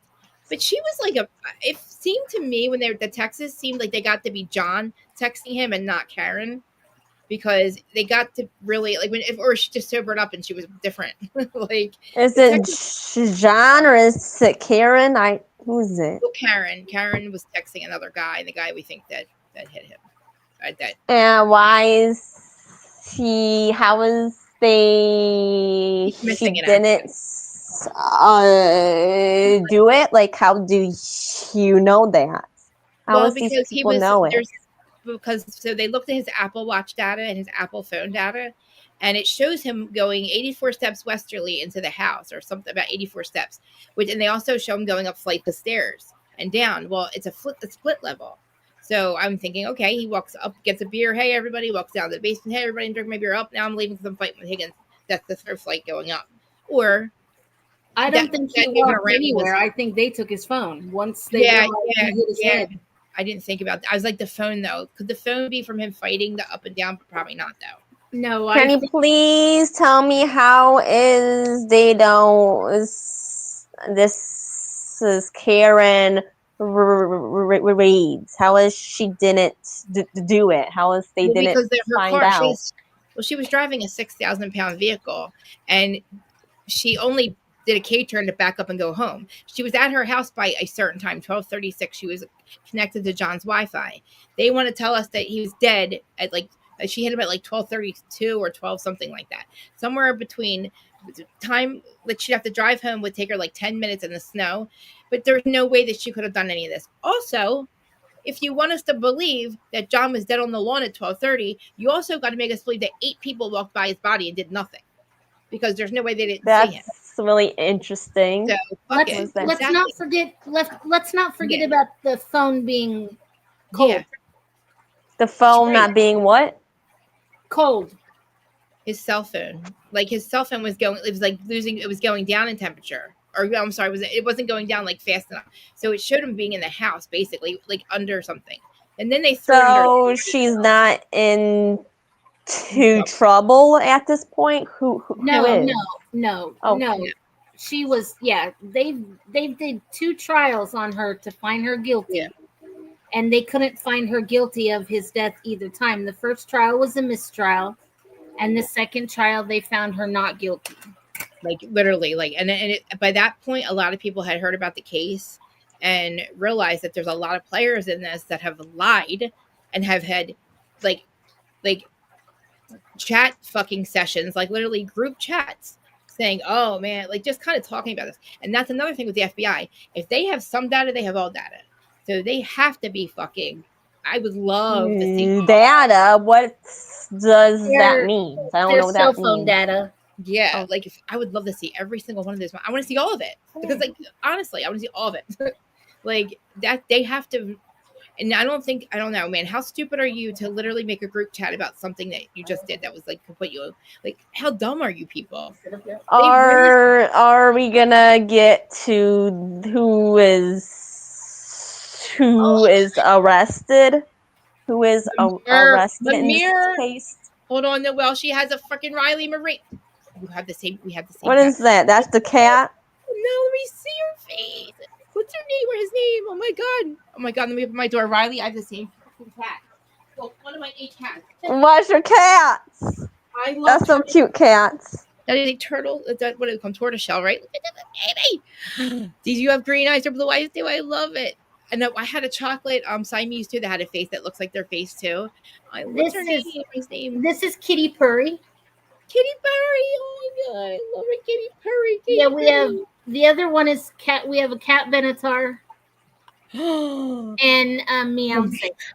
Danny, do you hear this? Do you see this? Listen. I'm like I could talk about Karen Reed all day long. I could talk about my cats all day long. I could talk about my pet. Can you please talk about Karen Wee? Like, who did this? Kitty Perry. I'm looking at Kitty Perry. She just sat up here and farted. Oh no! Here comes one of them. Let's get to the chase, please. Can we go to the chase, please? Like, who There's did it? really nothing to update. They just today's hearing was about a motion to dismiss, and the judge said he'll take it on advisement and make a ruling in the next couple of months. And nobody is in trouble right now. Nobody is. Yeah, they are, but they're not charged yet. See, listen, everybody basically knows who did it, Noelle, and it's the people that he was with. They can't actually prove it right now, but I think they will be able to prove it. This civil trial seems so stupid and petty, and nobody wanted to really. It was like dismiss it, but then they're like, no. We can have civil trial. Yeah, you can find out a lot more. There's more leeway in a civil trial than there is in a criminal trial. So they can go more in depth in their questioning than you can in a criminal trial. What does that mean? Like, more investigation, kind of more questioning, maybe more proof of who really did it. How about this? Charlie something. Charlie Kirk. Kirk. Yes. Have you seen that memorial? Yeah. Yesterday. I will bow out on that conversation. Okay. Yeah. It's pretty. It's yeah. Let's talk about Idaho 4 real quick. What have I missed? Idaho what? What is that? What are you talking about? Idaho what?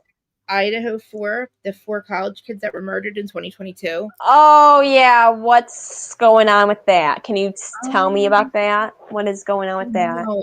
Do we have any Krista, Marie? Can you please tell me what is going?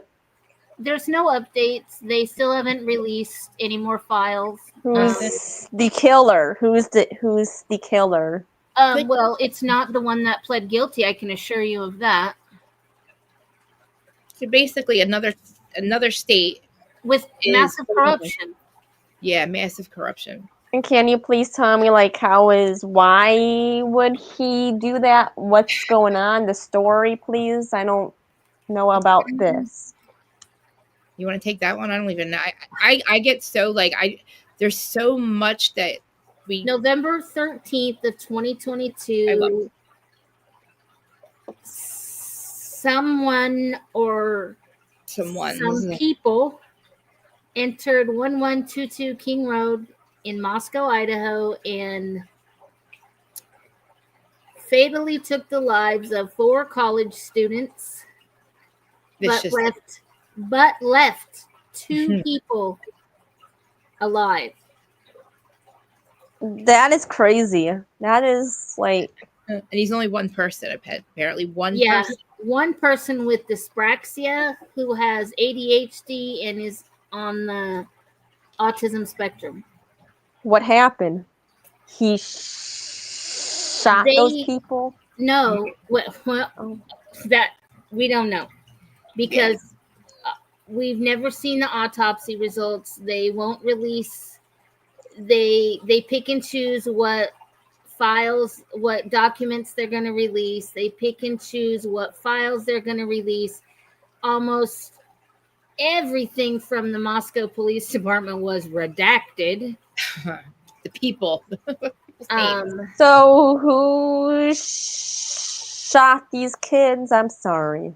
Well, they said that they This found autism boy. They said when they went to do the investigation, when they pulled the covers back off of two of the girls, that's when they found the sheath, a knife sheath. No knife. No knife. Sheath.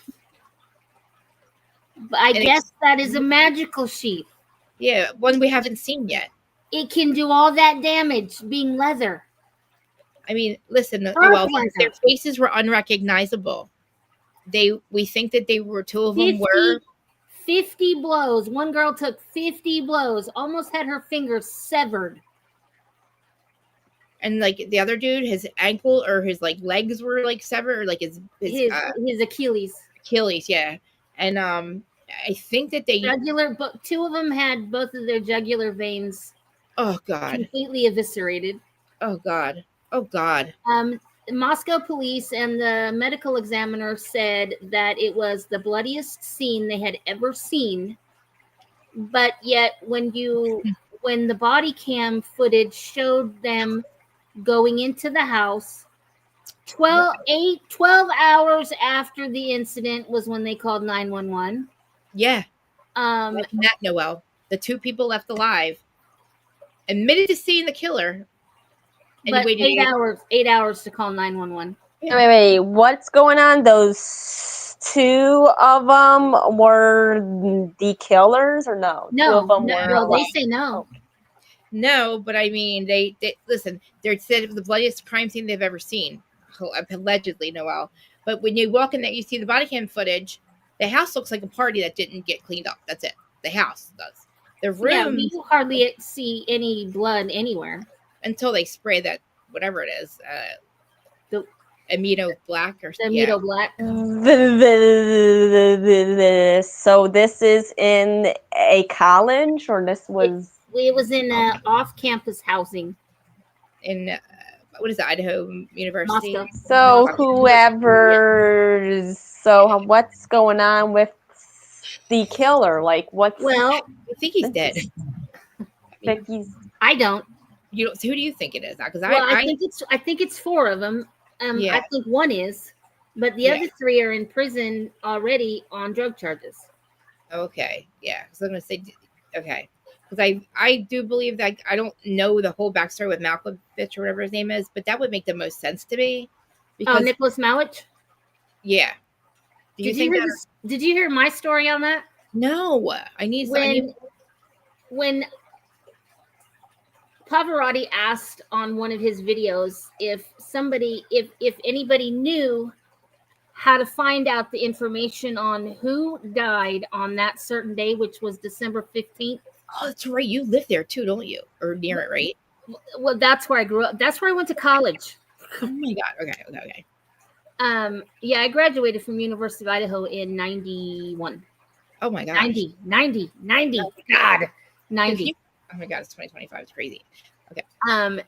So when he showed the name, okay, kind of showed the name. Well, no, he didn't show the name. He just said where he was buried. So I'm thinking, okay, there's only 2 funeral homes in Lewiston that I know of. So I went and looked on the Vassaral's website for funerals back in December of 22, and his name popped up. Okay. So I in turn went to Facebook to search his name. Oh my God. We have 19 friends in common. Who did? Nicholas Malkovich. Oh, who was that? Is he is the one? Well, we believe that I believe that he took part in the killings, but somehow got severely injured in this. Oh, okay. And I think the other 3 decided, okay, we can't be any part of this. So this is what we're going to do. We're going to take you down here. We're going to put you in a car and you can drive and go wherever you want. Well, he didn't make it very far. He was on the north side. He was on the orchard side of He got out of He the car. passed away. Yeah, Yes, how did he he was- die? And how did he die? Like injured to think maybe. wounds that were not related to a car accident. Got it. Let's just say his wounds were bad enough to where they had to care flight him from Lewiston to Spokane. Oh my. And he died 4 days later. So when was this? When was this? This college? was the incident in Moscow happened on November 13th, and this guy was taken and dropped off in Lewiston on November 15th. And he was hurt. He passed away on November 19th. So can you please tell me why is they come in? Or are they having a storyline? Moscow police would not look at anybody else. They wanted to be somebody. I don't know. See, my thing is started with the car. Are they all in bed with each other? Is that the deal? Is that like? Well, I think one of them was. Is this Oh, a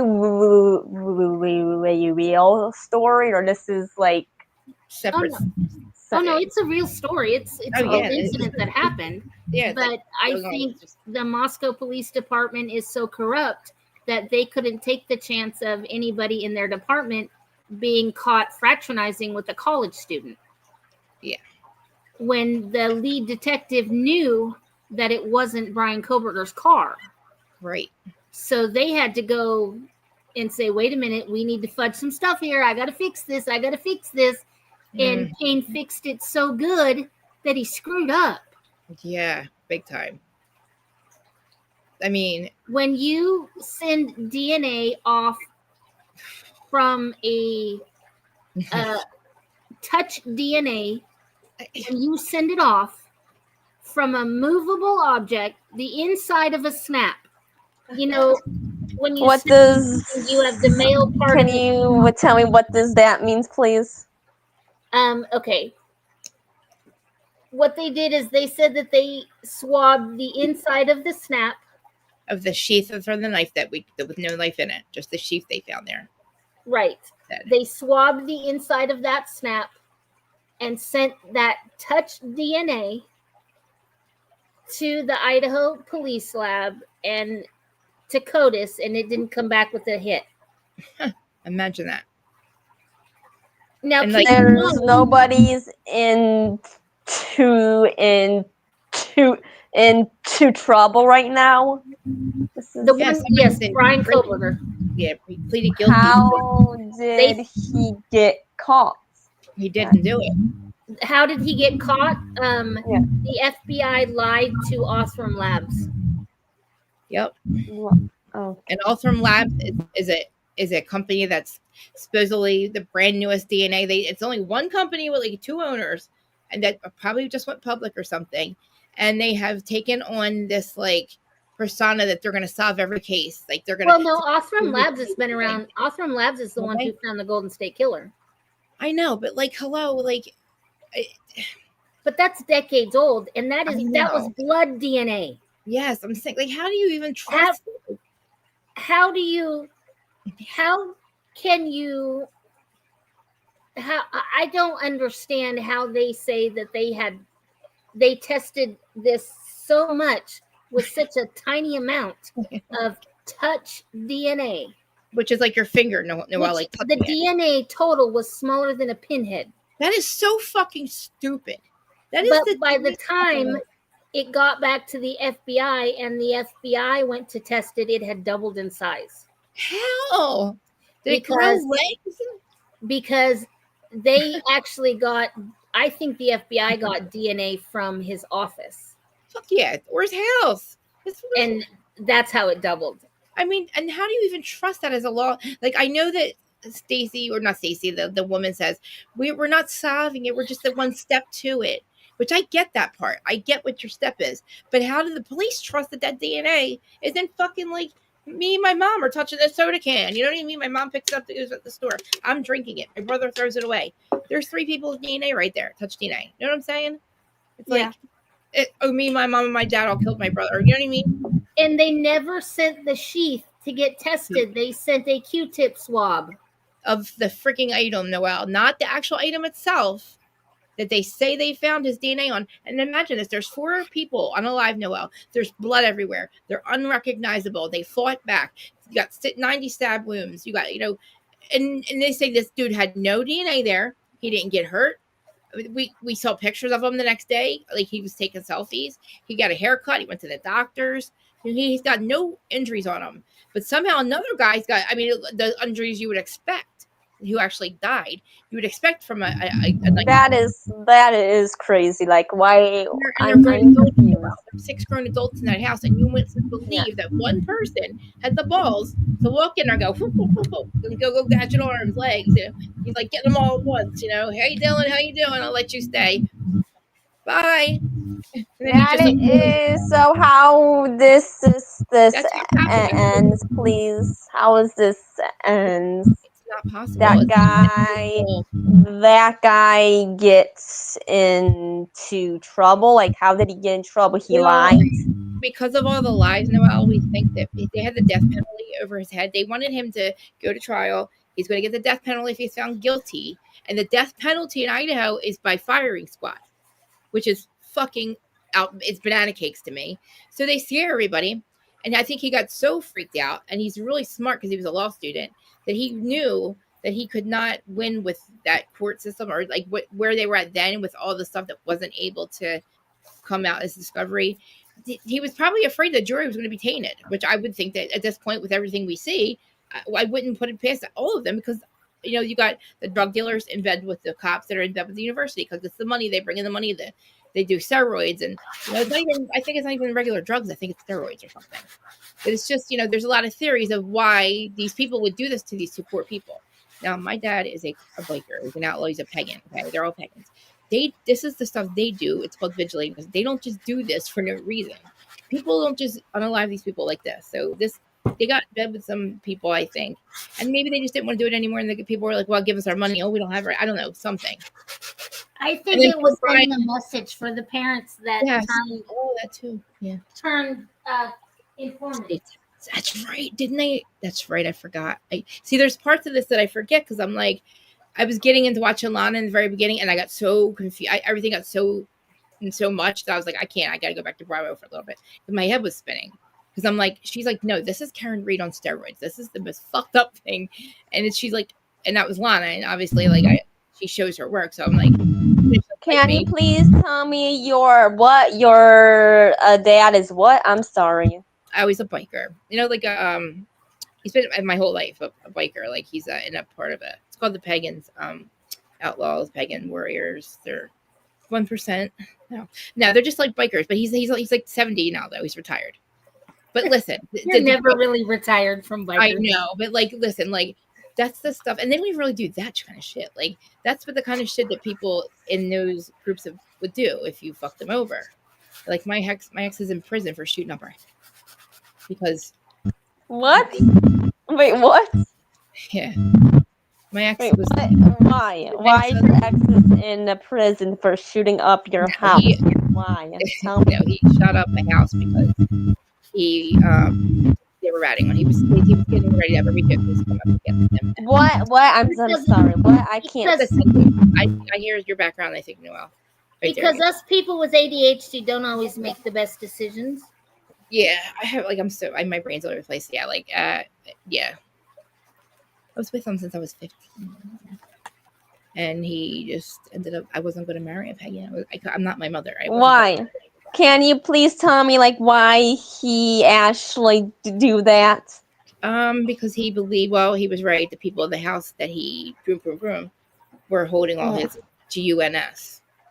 And he really did. Yeah, I'll send you this. I'll send you the news clipping. They said life, but it's like 9 years. He's been there for 4. But he's it's a whole thing. I don't listen. Let me shut my door. Like, because of my family, I don't think what they do is I get what they do. I get why they do it because the cops don't do anything about anything. But I grew up with this, and it fucked my whole life up. But I wasn't going to marry somebody but I did.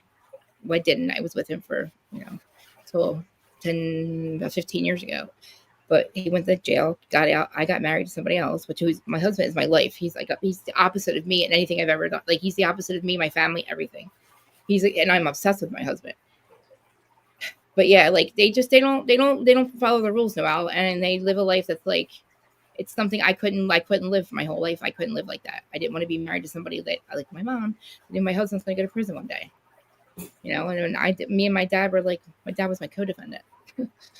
At one point. So it's like my mom hates us. And then my mom, Noelle, it's the whole thing. My mom just left my daddy after being with him for 45 years. It's crazy. Both of my dads are both the same. My stepdad was supposedly the good guy, but he's not. And then my real daddy's the pagan guy. But they're literally my four parents. I've had my four parents since I was little. Like I have step parents. They were both married up until October of last year. Right. And not that our parents they weren't perfect, but I didn't really know what was going on. My mom was having a whole fucking affair with this guy she was with between my two dads when I was like 7. I'm like 40 at 7 now. She leaves my dad all out of the blue because she's like, fuck this life. I said, Mom, you've been with him 45 fucking years. What do you mean? Like she like just left. She just like hates him. She hates him. She fucking hates my stepdad. She like literally left her whole entire life. She just I go there and it's like all her stuff's still there. My sister's there. My sister and me are like in our 40, we're like 47 years old, and we're like crying, losing our mind because my mom's leaving. But she's not leaving us, she's leaving him. And it's like my dad's about to die from a heart attack because he's like so heartbroken. But he's also a dick. He's also in trouble all the time, and he's also was fucking cheating on her too. So duh. Like, but listen, my mom has put up with this for like literally they were together in high school. Then she was with my dad, my real dad, and then she got back with my stepdad, and then a lot of shit started coming out after my mom left my stepdad, and my stepdad started telling me a lot of shit that I didn't know to hurt my mom, and I've been just dealing with it since October. But it's that life that that's that life that I didn't want to be a part of, and that's what my husband's not a part of. But my mom is she's like 70, and she was having a fucking affair, and this guy that I don't even fucking like. I don't like this motherfucker. I didn't like him when I was 7. I don't like him now. I don't like you fucking somebody else's wife. I don't like you telling my mom she's sexy, motherfucker. She's 70 and she's another man's wife. And he, the fucking dude, I don't give a fuck she hears me right now. The dude that she was fucking having an affair with or is with now, he's got a dying wife at home. She's on hospice and he's out fucking my mom. And I'm like, my mom, my producer lady, Danny, my best friend. That's crazy. It's the most, my mom to me, I didn't think that she even told a lie. She used to look at me and my dad and go, how do you sleep at night? And I was like, I don't know, Mom. I don't know. We're fucked up. Sorry. Like, you're perfect. Sorry. Like, really thought that she did nothing wrong. And then literally she never even said anything. She never said, oh my God. She never told anybody how unhappy she was. She might even tell my aunt. I don't know. But my brothers like acted like this is nothing. And I'm like, she had a fucking affair. She's been lying to us for fucking 5 years. I read every text message she ever sent him. She just is my mom. She's like this little old lady that doesn't like that's like, oh, like you. And I'm like, Mom, you're a fucking whore. You're a liar. Like you're a fucking liar. Like you like for 5 years you've been having a fucking affair. Like literally, like I saw the text messages. I still can't believe it's the same lady. And like I'm a little over it now because I understand she wants to find her goddamn happiness. But bitch, wait till you fucking leave. My stepdad's about to have a damn heart attack. But listen, I understand she didn't want that life, but you're 70. She also went through cancer 3 fucking times. And I think the last one, she was like, fuck this. Like she oh my God. She went to go live in the shore house and never came back. And like literally my stepdad found pictures of the guy there. This is like the craziest thing. When I say this, it doesn't even sound like I'm talking about my mom. This is like wild to me. And like October, my life was already fucking crazy as it is. I made my husband, I got peace of mind. Sorry, I'm having a rant right now. I had peace of mind for the last 10 years. And like, I'm trying to get over everything with my dad and my dads and my mom and me and the drugs and fucking life and, raids and just, I'm finally got peace of mind. And then I'm like, and then my guides and guardians come through and they're like, everything's going to be okay. You just tell her everything's going to be. I'm like, what do you mean? Everything's going to be, what do you mean? What's going to happen? This was like literally a year ago. And I'm like waiting for a shoe to drop, right? I'm thinking, okay, me and my husband are fine. I'm like at peace. I'm like every day, I'm like my guides and guardians. I'm like, what's going on? Everything's going to be okay. I'm like, don't fucking tell me that. What do you mean? Then October comes and my mom's like, I'm leaving. I hate him. Bye. And she's like, I love you guys, but I'm leaving him. And I'm like, okay. And then my dad's like, she's having an affair. And I was like, no way. My sister's like, yeah. We look at the text messages, and my mom's like, I'm not there. Like, what do you call what do you call talking to another man every day for 5 fucking years and meeting him up at PJ? It's called bananas. Call it cake. I don't give a fuck what you call it. You texted another man. You lied. You lied. You're a liar. You lie. And then I'm like, but I understand you have cancer, maybe you have a brain tumor. I don't know what's going on. I don't know. We're like, where's Anne Marie? Like, where's my mother? Can you please get my mom back? And people are like, well, you never know everything your parents are going through. And I get that. They don't know everything about my life, but they know my character, at least. Like, I at least thought I knew my mom's character. You know what I'm saying? Like, people are like, oh, well, you don't know everything. Well, I thought I knew. That's what fucked me up. I don't think this woman has feelings. I really don't. I thought that she just didn't get mad about stuff. Why? Why don't because she never that she has feelings? Because she never says anything. She would get mad at me and my dad, but she wouldn't yell. She would get disappointed, or she would be like, how do you guys sleep at night? And she just your mom is okay now, or she's she's living her best life now. She's all happy. She don't give a fuck. She didn't look back. She hates my stepdad. She don't want anything from that house. I took all the albums. Like, I cried about this for like a month and a half, but I'm okay now. Obviously, I'm not okay, but like, I had a bad week last week. It's like, I'm not trying to make this about me, but then there's other things that came out that I don't want to say online because my brother might be listening to me. But like, just basically the secret she's been keeping for my whole entire life. And I'm like, are you kidding me? Are you fucking? And my dad's like, he's trying to weaponize it. My stepdad. So I'm not opening my mouth. I'm fucked up. And so then I'm just living with this information. And I'm like, holy shit. Like, how much more can I take? And I'm like, now I know what you guys are talking about. Because I'm like, if anybody else would lose their mind right now. I mean, and I already have half of mine. I don't even have all my marbles. That's it. Like Noelle, my house was raided on Thanksgiving when I was fucking 17 years old. Like, wait, what? Yeah, like literally, I had to grow up with fucking just like chaos, just fucking chaos all the time. Like, if at my dad's, my biological, that's where everybody would meet up. That was the whole thing. Hi, beach babe. I'm having a bad morning. I was having a good afternoon. Going on a rant about my mom and dad right now because I don't know what triggered it, but what the fuck. Beach Tommy girl's here. Tommy boy, I say girl all the time. Tommy boy's here too, and my friend Noelle. And I'm just going off because I literally ask people all the time that are mothers, like, what is going on? Like, what is wrong with my mom? Like, and she knows me, right? Like, I don't think she loves anybody. I don't think she even loves me. Like, I don't know, man. Right before this happened, I was like, she doesn't. I don't think you can think of it that way. I think you almost have to think of the era she grew up in. That's exactly what my dad. You just don't. There's some things you just don't talk about. You're so fucking right. You literally just, because my mom's Italian, my grandmom's Italian, my grandpa's Italian. Oh, okay. So that makes it even worse because that makes sense. Yeah, sense. Don't talk about shit. You're so I know. And when she left my dad when I was 3, he was an alcoholic. He's a pegging alcoholic. Yeah, leave him. Okay, everybody thought, great, he's the dick. We get it. You know what I mean? I was the child of all these divorces in the 80s, right? But now I find out she had to lie to my grandparents about what really was going on. It was alcoholism, but she was, and that she could never tell they would have never let her come back. So she kept that secret. You know, maybe I get it though. Maybe she was getting something from this other guy that she had never gotten her whole life. Yeah, I know. And maybe she's going through a bad situation. Way late midlife crisis. Yes.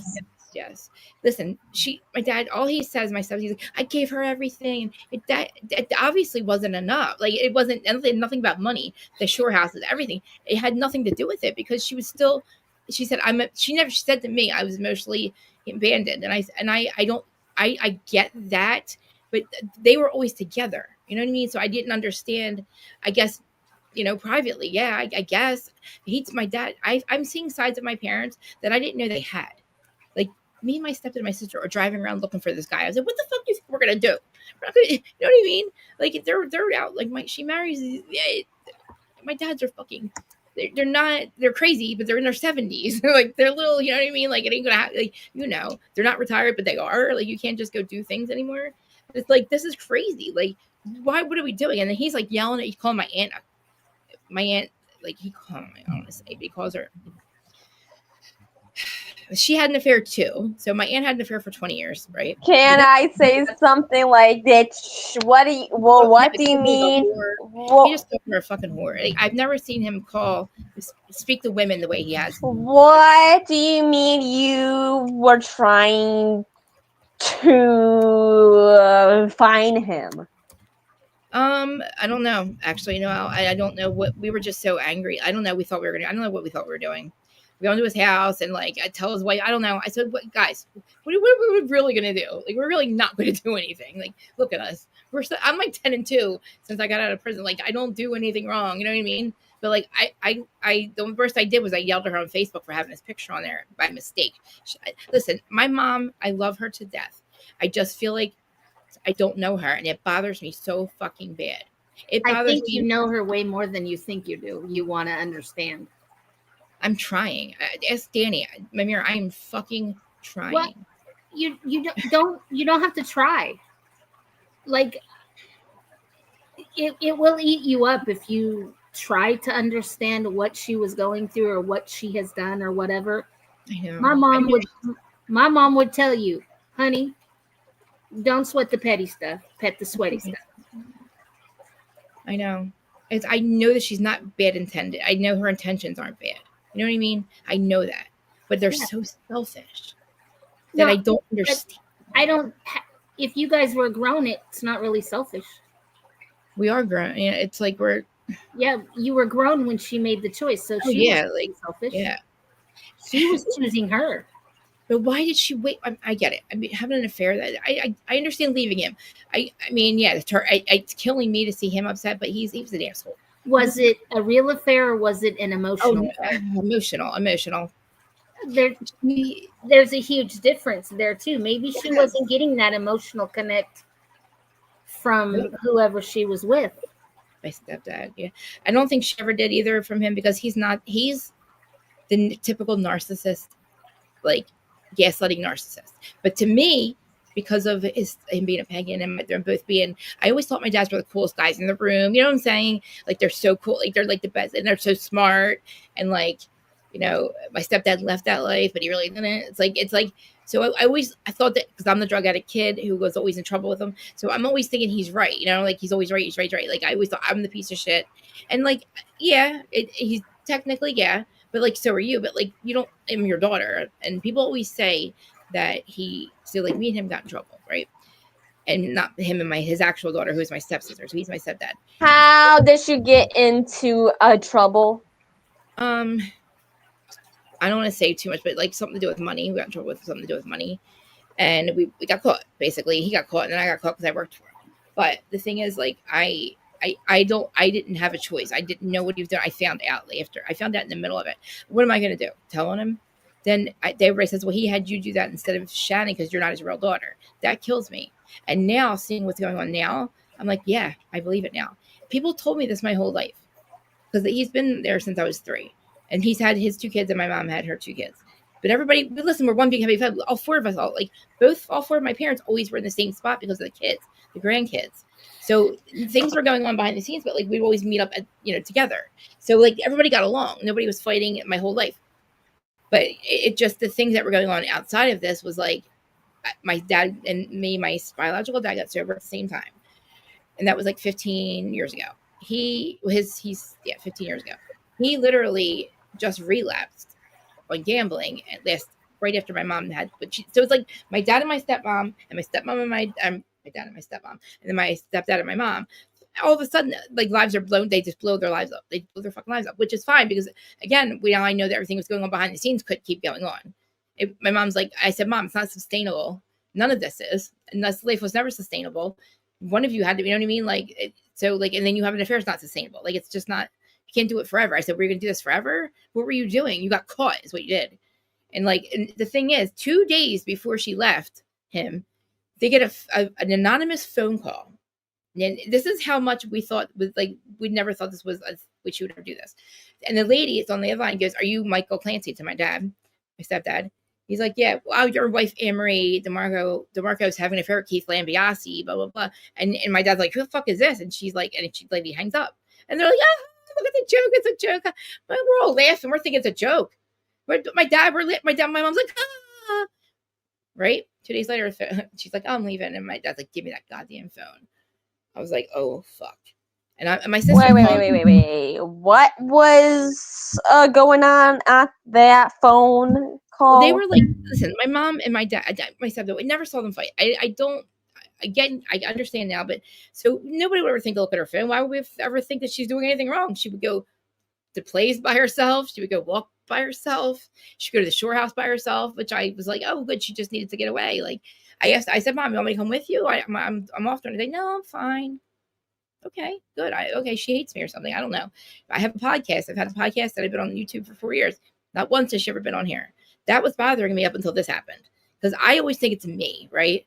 So I'm like, this whole time I asked Danny, I'm like, she doesn't love me. She it's my brother's like fucking super, golden child, whatever. She's always over there. I don't have my own kids. I was the fucked up one.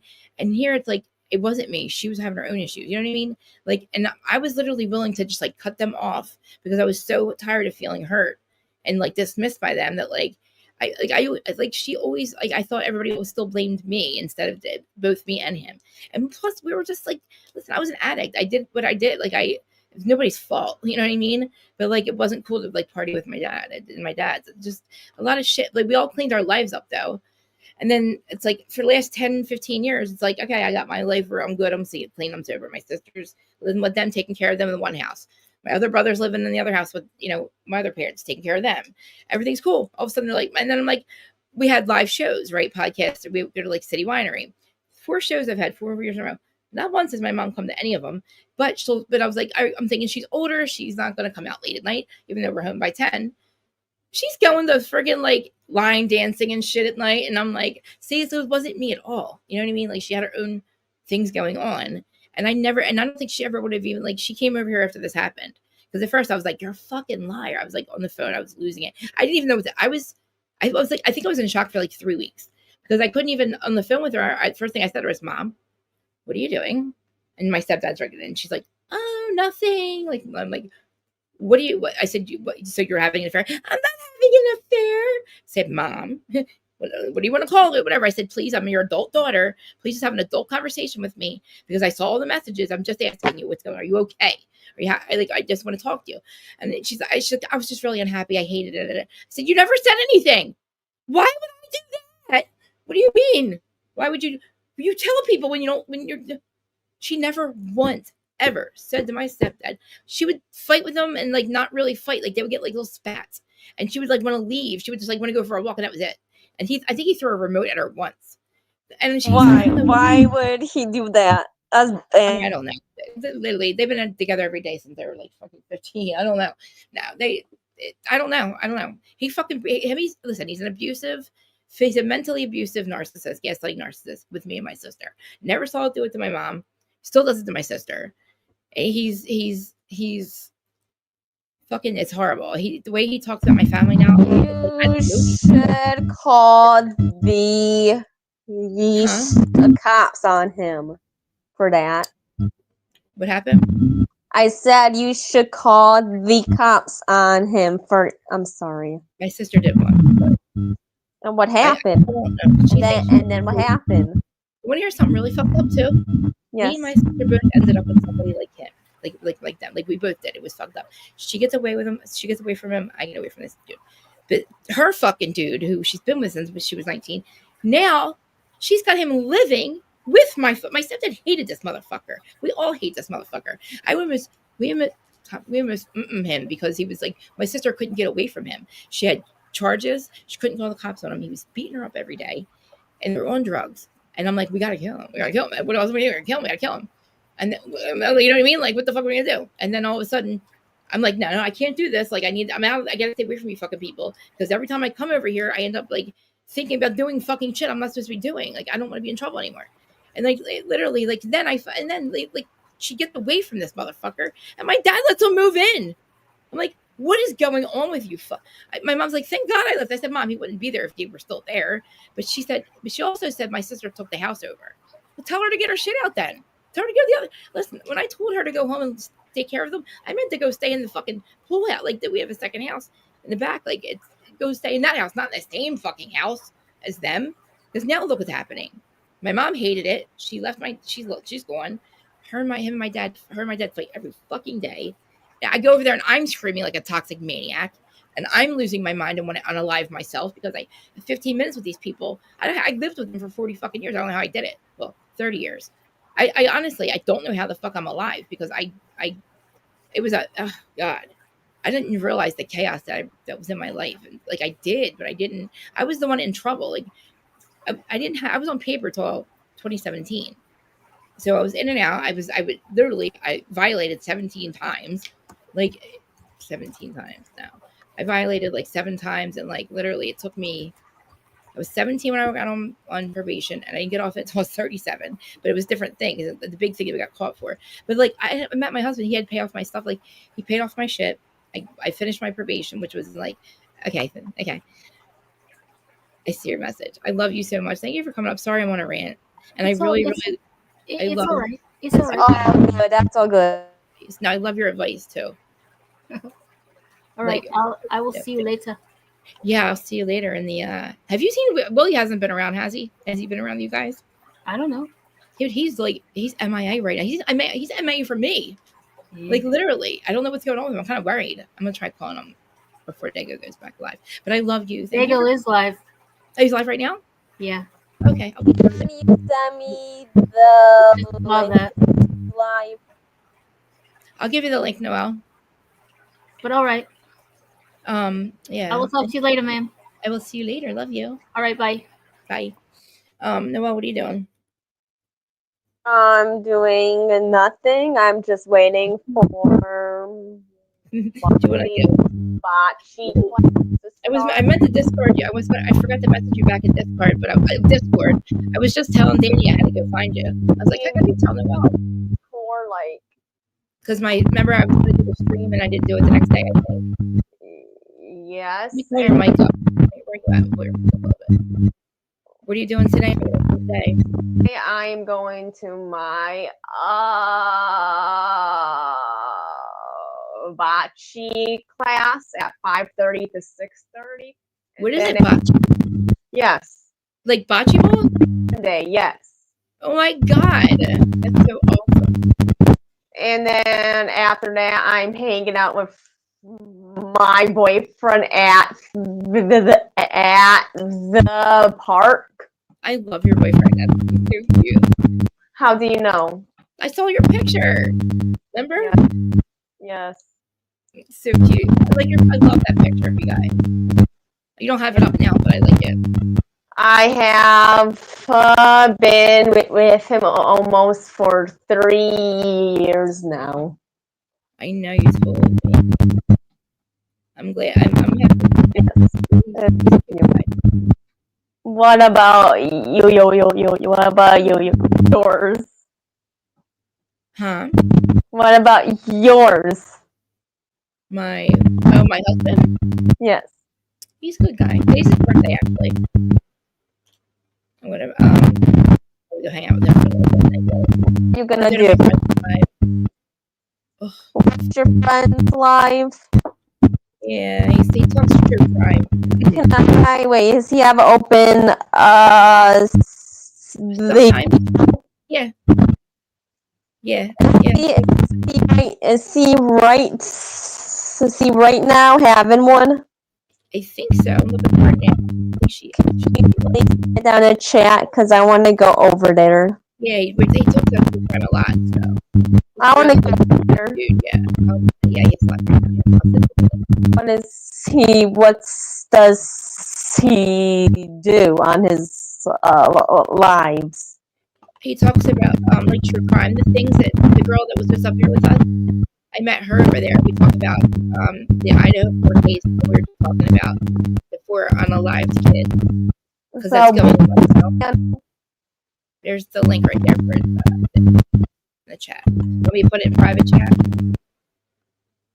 Or can you get it from my... Where? Sorry. I put it in the regular chat, but I'm going to put it in the private chat. The link for his live. Liam is who? Who's Liam?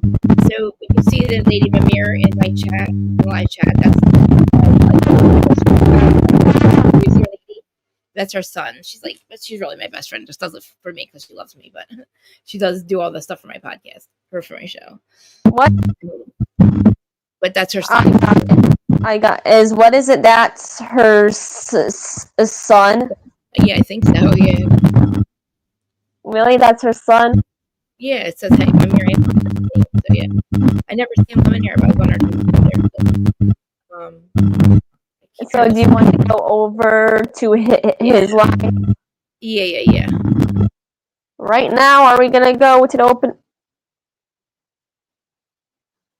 Hello?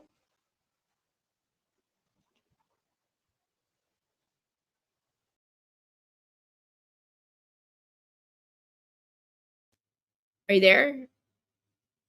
Oh shoot. Where did I go? Oh no. Alright guys, I don't know what's going on here. Sorry, I backed out. I didn't mean to. I'll never know how it went, but alright, let's see. Where's my thing? Let me fix my there it goes. Alright guys. I know that I was just having a chat with my friends. But the first hour I think I talked about a little bit of Bravo. But if you made it this long, good. If not, I'm going to probably break this up anyway when it goes over onto Apple, Spotify, please. If you do go to the Who's Starting One podcast over on Apple, Spotify, please give me a 5-star rating. I'm short on ratings, please. You don't have to listen to the episode again. But yeah, just even if you don't listen to any of the episodes, I'm trying to have keep a 5-star rating at all times on Apple and Spotify. No big deal if you don't want to. I'm just saying. The links are always listed in my YouTube. But I gotta see if Danny's gonna help me upload all the episodes over there. They're over there. They're under the podcast tab on YouTube. And Gina, if you come in here, my friend Gina I just met. She is also on my friend Adam's channel. It was Adam's who I got started on. And there's a whole playlist of his and I hot messy topics and stuff. If you want to check that out, if you want to see both of us together.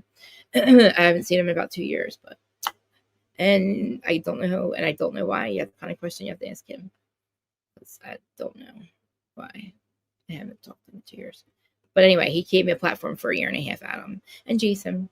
And I'm not the best. I'm not the easiest to sit on a panel with. I'm not the easiest to get along with. And my opinions are usually get me in trouble. But he let me have my platform on his channel for 1.5 years. And as much as I get hurt by the things he does without me and doesn't talk to me, that's fine. We all have our own thing. So sorry, I'm just all about me today. I'm sorry, I shouldn't really. I'm trying to literally not talk about the shit that's going on in my life. But who the fuck else am I to talk about? If I can't talk about it with y'all, who else am I to talk about it with? And if not, I'm gonna be doing this the whole time. I'm all anxious and I'm practicing. I'm trying to sit on my hands and I can't talk. Krista Marie. All right, guys, my makeup's a little dark today. Look at my eyes all puffy and shit. I think I need more Botox. I used to sit on Adam's thing like this all the time. And then I went to the doctor, make my face look like this. And then he did. And then need it again. So I'm not telling you how old you guys are. I'm not telling everybody how old I am anymore. I'm going to lie. I'm going to start saying 35. I'm just going to say 35 now. Because that's the age I'm trying to get down to. Because listen, on our birthdays every year, I told my husband, we're not a year older. We are a year younger. How dare we tell the universe we're getting a year older? I said, guys and guardians, Minerva, my little birth angel, how dare you let us say I'm a year older every year? That's why I got old. Now I'm reversing my age. You never told me the universe listens to everything we say and does whatever we tell it to do. That's what I was going to go into about spirituality. We create our own reality. I know this is Bravo, Karen Reed, and here I am talking about spirituality. I think I'm never going to take this channel. I'm trying to get practice my communication skills 4 years after. No wonder everybody wants to listen to me. If you listen to me now, you're a rock star. I can imagine. Especially when I have my high blue skill. But I love you all. I do need you. So I'm not trying to be a dick. And I'm hard on myself. I know that. I'll be too hard on myself. But like I keep saying with my mom and dad, I find out all the things I always thought were my problem were really. And I just never think of it like that. But I'm bipolar and I'm BPD and I have all these issues that I don't want to have.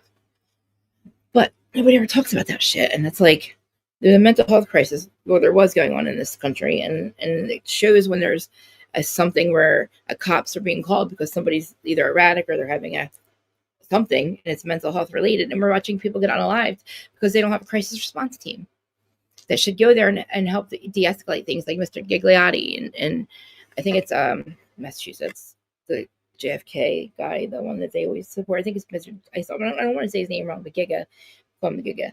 He was, having a day, doing his thing, whatever, got in trouble. I guess they were trying to get him on a warrant. You see the cops chasing him, and then he ends up unalived. And then there's another case with the chick I was crying about the other day, Kelsey Fitzsimmons. I'm like, I'm speechless about it. I'm like I'm sick over it. Take a 5-month-old baby away from her mother after she's shot in the chest by her partner. I mean, what the fuck? I don't understand what a woman judge is okay with taking his breastfeeding baby away from his mother and giving it to the dad. What the fuck's he going to do? No offense, Dad, but for the first year, what the fuck are you going to do? I mean, yeah, bond with her baby, but Jesus Christ, you took her away from her mother. Like, I know she had to go to jail, but she was in the fucking, not to go to jail, but she was in the hospital. Like, and if you think she's dangerous to her child, then let her, somebody be around when just don't take her from her baby. They did. They put her in jail. And it's like, my heart is like shattered because I just can't imagine being postpartum. You just birthed your baby that you grew in your stomach, your child, and it's been taken away from you because, well, you're starting to have a mental health crisis because, that happens when you just, you're a police officer. You saw a really bad scene a couple of months ago during your pregnancy, which is like something that they thought she was going to do. And then like they give them no trauma, like help, nothing to like, I don't know. They just seen a baby and its mother like dead and she's pregnant. And then she's got postpartum, which is postpartum everything. It's postpartum the baby. But when people say postpartum, they have to really add in it's a mental health thing. Because postpartum just means it's a time period. It's postpartum. But it's got to be characterized as like it's a mental health crisis, really. It really is. And I know that I have issues, so I didn't have kids for that reason. I was scared. I didn't want to fuck them up. I didn't want to be with my parents with me. I would not have I would have given them the same life almost. I mean, a good life, but behind the scenes, I'm doing things that aren't legal. And I wasn't legal my whole life. I never did anything legal. I literally just got my license back because I didn't want them to know my name. I didn't want the government to have my name anymore. Yes, I owe them money. Yes, I pay them back. I still owe them $80,000. So Noel, I robbed the government. I robbed my taxes, and then also Ponzi, a lot of stuff. Anyway, theft by deception. But it's been a long time. 2017 it was. I keep thinking it wasn't that long ago, and I'm like, oh my god, I've been out of paper for like 8 years. Like all of a sudden 8 years went by. How? I don't know how. But thank God it's 2025. I'm so fucking proud of myself.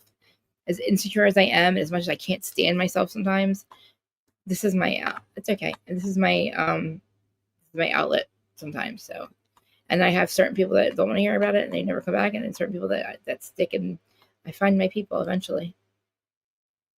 And I'm tired. And like my friends like, stop apologizing for yourself. Like, you don't need to keep apologizing to us for yourself. But I'm like, I know, but I do though. And Mimir, you put up with a lot with me.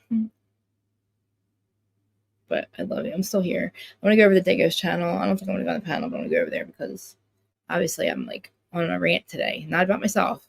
Well, I was on myself. Oh, Liam was here, Mimir. Did you know that? I think. I'm assuming it was your Liam. Wish you would have came up with Tommy. I was live. I was literally getting ready to go.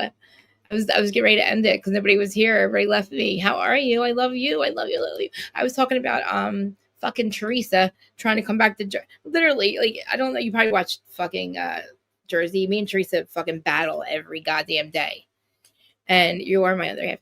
Wallflower's here. She's part Sharon Reed person. I guess also Tommy Girls is here too. Tommy Boys is here. I meet everybody over there. I love it. I'm so glad you're. I was telling him how fucking Teresa literally is like saying. I know Liam was here. Teresa, oh yeah, bitch. No, fuck you. This show does not revolve around there. There's no argument going on. Yeah, she's in Jersey. Mimir, Danny, she's literally down the street from me. I could probably throw a rock in her goddamn house. She's 5 minutes from the mall, and so am I. I'm home now. Not on the island, you know what I'm saying? We're not that short. But yeah, she doesn't even know I'm telling her about the short. She doesn't even know where I live, for sure. Yeah, well, she knows I'm him. But anyway, so I was talking about Jersey, how Teresa, all of a sudden, I don't know, I've been maturing. Bitch, what?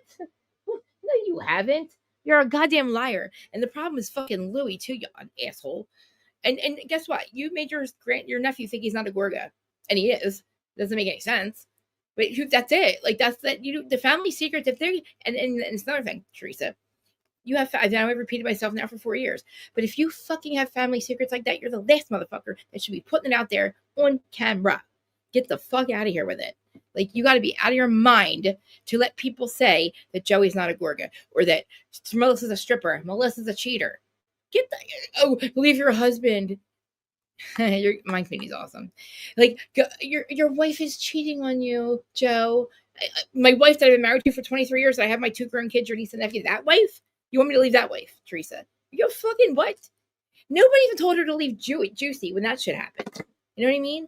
And I'm so excited they're like literally filming right now. And here in Jersey, you know what it's like a Christmas Jersey. And listen to me, I'm all excited because you're here. A Jersey Christmas. We haven't had a Real Housewives of Jersey Christmas in like 5 fucking years. And Frank's back, and like as long as Louie's not there.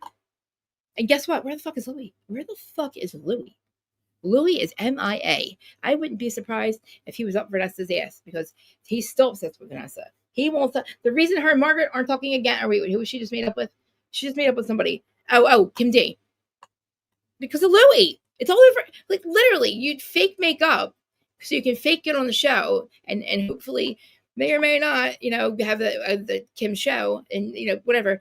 Of course they're gonna screw each other the fuck over. It's happened. It has happened. So Kim's telling me everything. Kim is spilling the goddamn tea. We know he owes a lot of money. He's just a fucking piece of shit. So is she though. They'll come to find out it wasn't her. Literally, it was her this entire goddamn time. Literally. Oh, you're fucking awesome. Oh my god, dude. I know. And I have reality. Nobody ever recognizes on my channel. Listen, she is delusional. Melissa laughed. I said, good. Fucking good. Because listen, Joey probably would have forgave her for everything else. Except for the fact that you made my son think he's not. You put that shit the fuck out there. And then we find out behind the scenes, you're paying people like us to put shit out about the people. No. The people that we love. No. Teresa, no. No. You and your goddamn fucking lawyer, who she dicked over now too. She's got nobody left. Nobody. Teresa, she has nobody. Her podcast partner. Imagine that. Like, think about it. Aw. Like, just imagine this. Like, this dude comes into your life and you think your mom and your dad sent you because you did prison and listen, bitch, you're fucking Teresa Giudice. Nobody made you put Monica Chacon's name. I'm going to sign Monica Chacon. You're Teresa motherfucking Giudice, okay? The universe didn't go, put the Monica Chacon's name down so you can go to prison. Bitch, shut the fuck up. I know what you did because I did it too. But we all robbed the fucking bank, okay? We all robbed the state. Oh, it's awesome. You can come up here if you want to. I'll drop the link if you want. I dropped the link because I love talking. I could go on and on about this fucking, about all of it, about Tamara and Eddie. Where the fuck is Eddie? Where the fuck is Eddie? Sorry, I'm cursing, but where the fuck is Eddie? And now find out the bitch had an affair or she cheated on Eddie. How dare you ever talk about Gretchen cheating on Slade? Oh, are you serious? You fucking whore. You blow pig whore. Sorry, guys. I'm getting into it because I can't stand fucking Tamara. Like, her and Teresa and like Alexia is getting up there too. But there's nobody to compare Teresa to. Even Alexia is not. I don't even want to do that to her because she's not even this bit. Teresa is just an evil person. Her soul is broken, and I don't know. And I asked her twice at her 2 live shows, and through other people, what broken you and when? When did you break? Because you loved your brother. I know she loved her brother, but Joey was just like, no, like, bitch. We saw at the christening. They goddamn won. What Teresa does. She's ready. She can just move on from anything, any fight or argument yet because she doesn't fucking care. She has no, oh yeah. Fucking, yeah. Yeah, listen, yeah, I had another podcast with a girl that they paid to get a podcast with me so that I could be a patsy to all their fucking lies and bullshit about Joey. We got doxxed, and then they've got everything got blown up. It was fine because I clipped my channel, but Louis has fucking tried to destroy me twice. It's okay though. Oh yeah, he said, oh my god, fucking, oh my god, he's so horrible. She fell for him, and you know what? He got Teresa at the right goddamn time. She's got fresh out of prison. Her parents are both gone now. Joe is away. Juicy's away. And I was proud of her when she left, but I was like, I never thought anybody could be as fucked up as Juicy. And now I know why Joey said I miss my brother-in-law. So the fuck do I. Dude, Louis, I never hate anybody. Like, he's a strong fucking person. And I was up there. I was there with Louis, man. He had me so fucking mad at BravoCon. I think it was BravoCon. Oh my God. He told Melissa, called her a piece of shit. Melissa, the podcast producer, her podcast partner. She had a goddamn miscarriage at BravoCon, okay? And Louis knew it. And they were giving her, it was horrible. They were going after her, calling her Nate. That was the end of that. And Teresa let it happen. And I'm like, that was it for me, man. Hearing Melissa's story and her best friend crying to Dana Wilkie about the shit that they were doing to her. And I was like, what? Whoa. But Teresa has that girl was there for Teresa. Like, Teresa had no friends except for Dolores. Dolores is not going to be your podcast partner. We got to start filming Dating the Catanias season 1, and then Engaged to the Catania season 2, Marrying the Catania season 3. We got Paulie and Britt and Frank. You know what I mean? That's a whole season. That's a whole 3 years of content where we don't need goddamn Teresa around. Because who's going to invite her? Nobody's going to invite that bitch anywhere. Especially Britt and Frank. Especially little Frankie and his fiance. Think about it, Wallflower. We could have had Dating the Catania season 1, and then she's in Canada. I'm all answering for her. And then we could have had Engaged to the Catania season 2. Then we could have had Married. I mean, honestly, Andy, like, I don't know why you didn't pick it. You could have did that. But now they're all married and stuff. But except for Paulie and Dolores. That's so wow. You know, Dolores is not engaged yet, guys. I'm starting to get a little pissed about it. I was giving them a lot of room. I gave Paulie a lot of room. Yeah, I've met them. I know Brittany. I know Brittany from and Rachel from back in the day. I used to date a guy that was a bodybuilder. So like back in the day, he was like, you know, they all do that shit together. But when they got on the show, I was like, oh my God, that's Frank Catania. I love Frank. He my friend that comes up here, her name's Listen Honey. Which, again, I sent her freaking logo, her podcast logo, and she never said anything. I don't think she saw it. Maybe I'm gonna show you how cute it is. I did not. I just made up. I just made up one to see what it would look like. But and then what was I talking about earlier too? Well, we talked about Jersey, and then I don't know what to do with fucking Tamara anymore. I don't like Shannon now either. I'm a little pissed at Shannon too. I feel like we need to just cut the fucking shit and just give them a 2-week a girls trip and call it a day. You know what I mean? We will. She's awesome though too. I'm trying to get her to come down here. Her name's Danny. I'm trying to get her to come down here, Wallflower.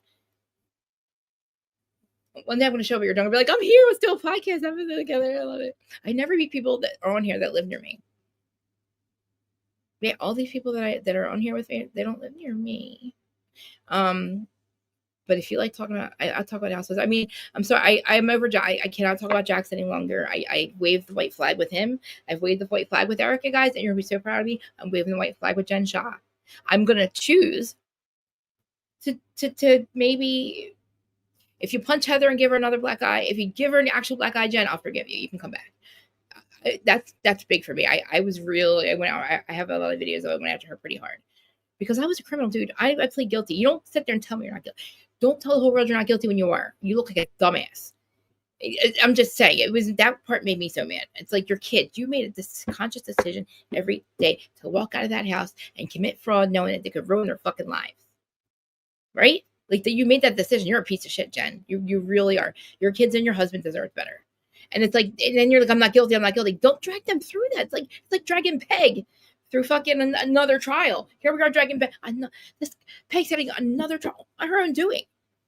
To watch her dead son with the people that are gratiating themselves into her life. They're the ones that killed John. It's like, what is this? Wallflower. The world has gone fucking. We're in the upside down universe.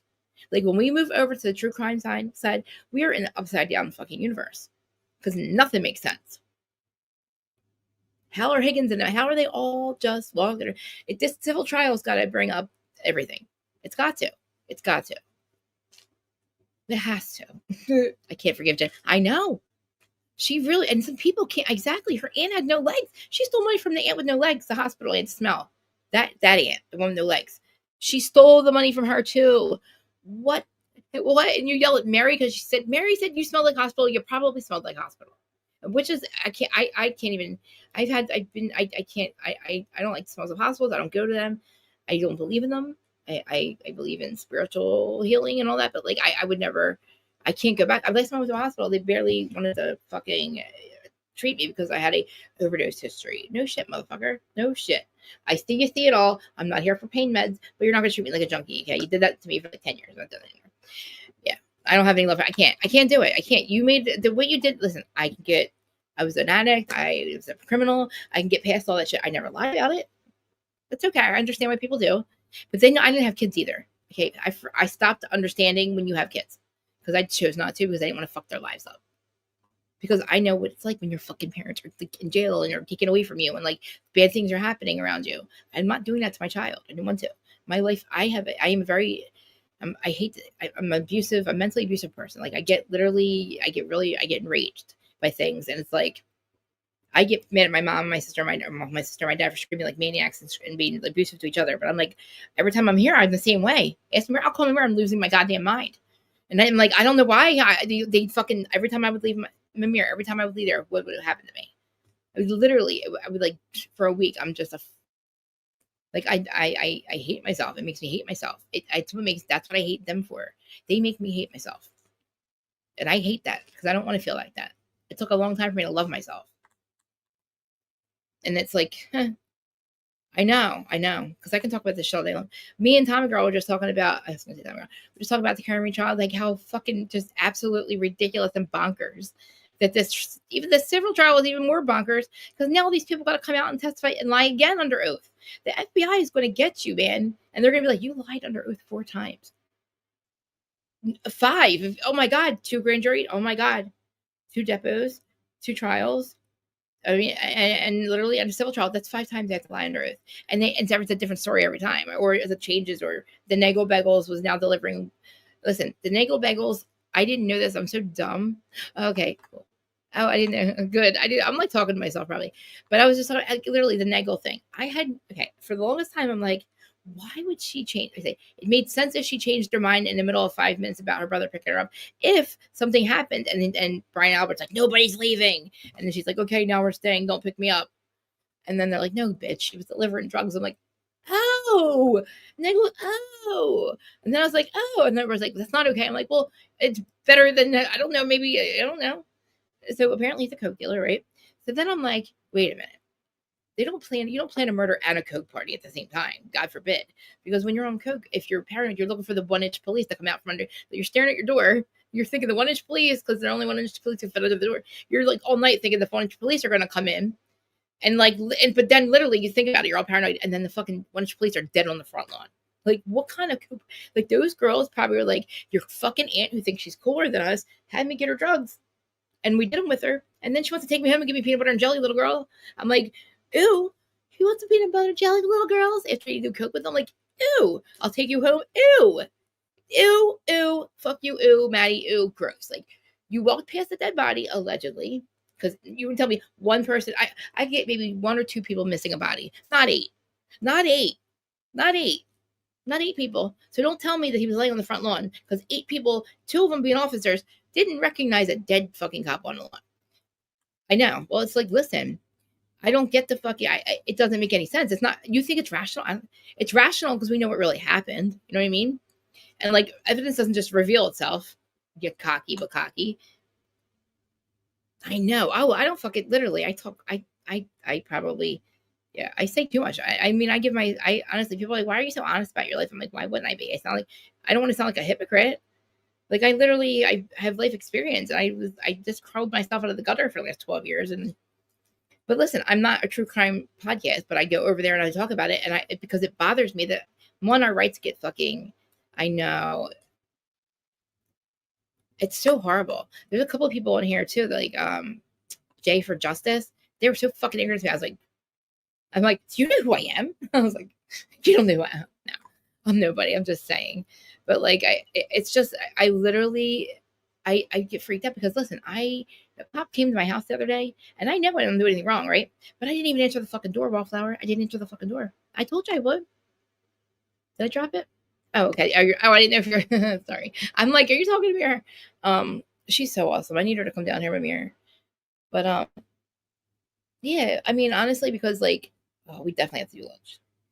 Listen, I mean, the second I start talking about this, I can talk about it because literally we're all gonna, and it's the same thing with Idaho 4. It's like we can sit there and we'll repeat ourselves every day, but we have to. It's like therapy, and we're just trying to wait for the answers to pop up.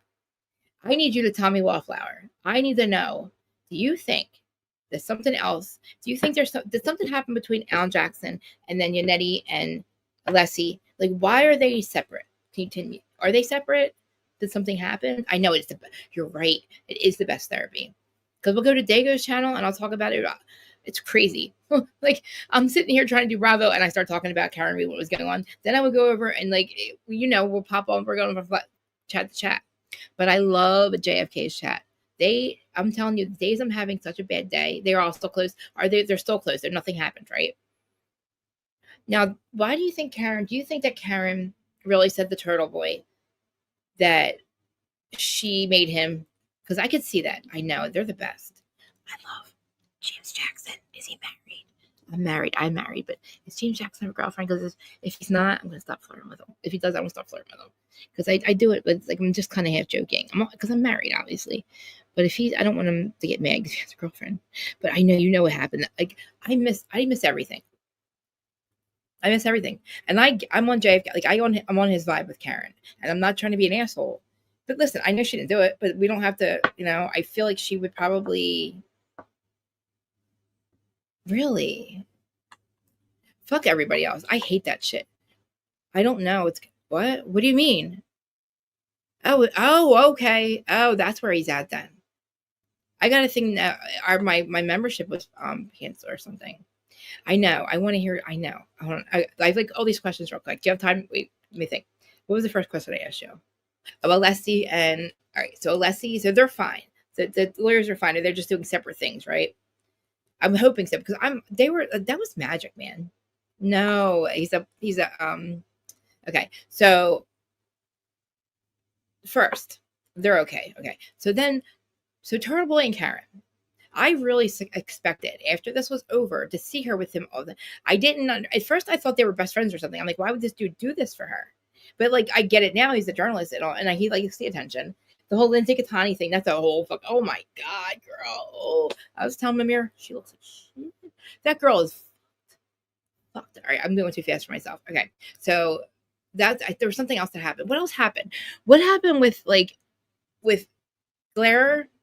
No, not Glare. Who was it? Was there like a rift between like in the Karen Reed people, like between like Nurse Kim and like maybe the Glare or something, or like Jimmy, or I don't know. There was something was going on, like a little like rift or something. I don't know. And like Nurse Kim was mad or something. I don't know. And who is the person on Twitter that was really ignorant too? They think it was Melanie, but it's not Melanie, the Baron person.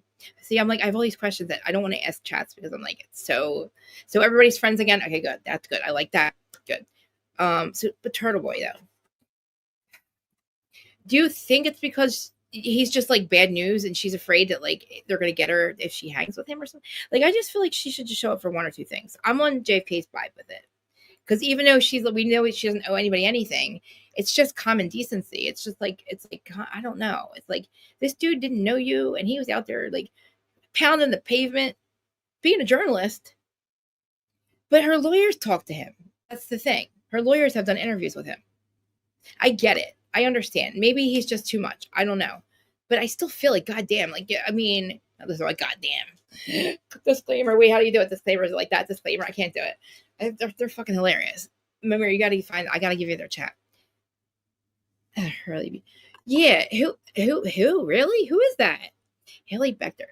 So that's who it was that was doing the, who was making up is that the name of the, thing?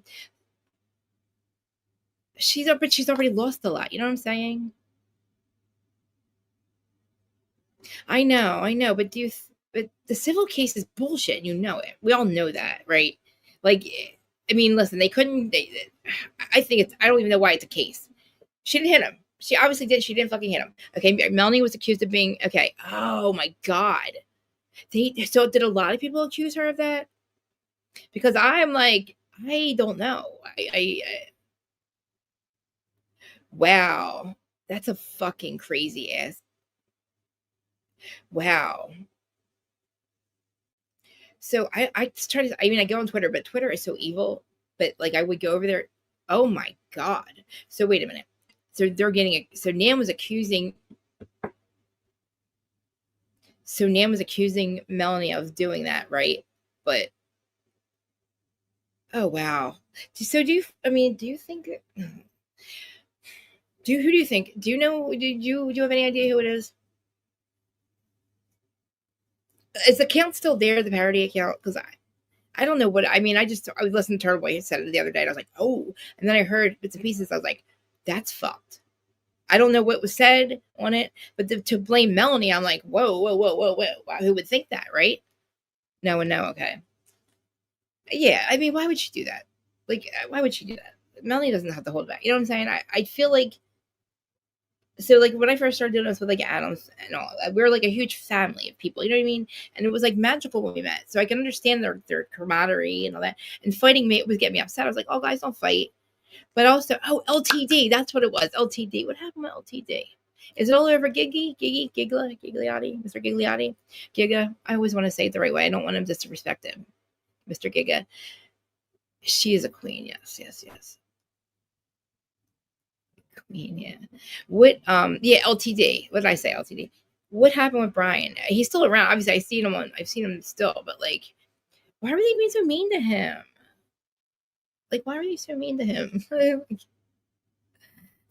A lot. I don't think there's a number, but like they said they settle for 50. I was like, whoa, no, don't even give no. If you give them a dime, they're gonna look like you're guilty. It's gonna literally look really bad.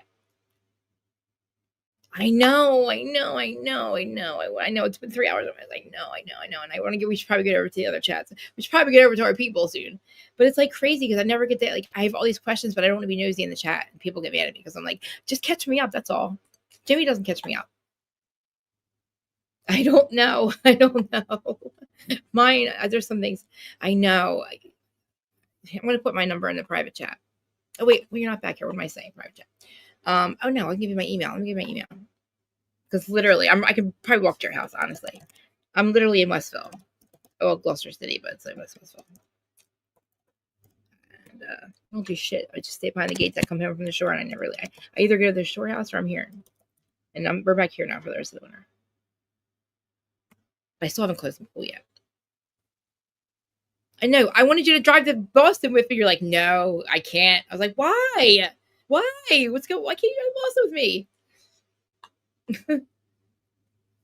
I was kidding though. I mean, it's only half serious. We should though. But you're like, no, I can't do it. I'm like, why? What did you do? Where you just don't? We will definitely have FaceTime. I know I do too. Trust me, I do too. But fuck them all. Who cares? We'll walk up in that place like, get it. I know, so will I. All right, let me ask you something. James Jackson. I think I asked you about James Jackson. What's his deal? Are they married? Like Kev, James, are any of them married or any of them engaged? Because they seem like really decent dudes, like really, really good. And I'm assuming they've all been friends for a long time. But I really enjoy their streams. His music, like in the mornings, I would get up and if I was having an issue, like I would get so upset. And if I watched Annie, oh my God, he is. Oh, I didn't know that. I love it. Oh my God, he's married. All right, really? Why is he going after Nurse Kibby? Just likes her. She's so cute. All right, so Kev's married. He is, right? I think so too. And he's a really good I think he's a good. He's like, I'm not a DJ. I'm like, you are though. Like I go on his streams just to get this music that he was playing because I was saying that Annie listen to me. I would no matter what. I know. Okay, no matter what. I would listen to him in the morning and watch his streams and he would literally, it would really be like my medicine. It would help me. And now I'm having issues like because of with my parents and shit. And I'm like, JFK puts me, his music, everything he does puts me in a good mood. And he's such a good dude. Yeah, we hate people too. That's why nobody stays in the chat with me. Well, not for 3 hours. I'll rant for 3 hours now. I'll talk about my Bravo stuff. But then if I get stuck on Louie or Teresa or Jax, it's like a whole thing. And I need my EpiPen, my weed, because I'm allergic to shellfish. And Louie's a lobster. He's half lobster. So I get very upset when I'm talking about him. I'm so allergic to it. It's like insane. Where's my fucking EpiPen? I lost my weed. I smoke all day. By usually 7 o'clock at night, I'm a goddamn. I am so. And you know what? And guess what? COVID gave us permission never to leave the house. And that's literally, it's so bad. I didn't leave for 9 days one time. It was like burnout on Christmas. And I barely leave now. If I go anywhere, like I wouldn't even like get to shore house. I wouldn't go to the boardwalk. Like I would, something is, yeah, me too. I'm the same way. I'm a Sagittarius.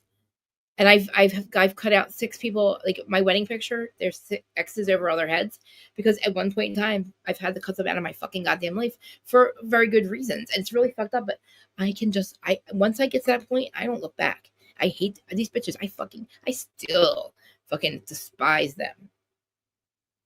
Yeah, I'm home by myself. My husband goes to work and I'm home by myself. Literally. I'm telling you, because I know, I always see you there. I know that, I know we probably have a lot in common too. Like I fight with everybody around here too. I fight with everybody. I barely, like, somebody was, oh my God, Mimi or Dang, somebody banging on my motherfucking door today. I am not kidding you. How many times do I say don't ever come to my fucking house unannounced? I have clearly posted signs that if you pass go, I'm gonna fuck you up. Because I put 5 signs up. The cops told me. I said, what do I have to do to protect myself? Because I'm not from here. I don't know these people. Like, I don't know what this town's like. I'm from up there. You know what I mean? Like, I'm not, my husband's from here. So I don't know. These bitches are always, I'm fighting with all these bitches around here. And this morning, I don't know who the fuck it was. I don't know if it was fucking Amazon, fucking banging on my banging on my fucking door. I don't know who it was, but it was a fucking Honda Pilot. I didn't get to see who was in it. If it was Amazon, I'm going to lose my mind. Because I've clearly note, I never do.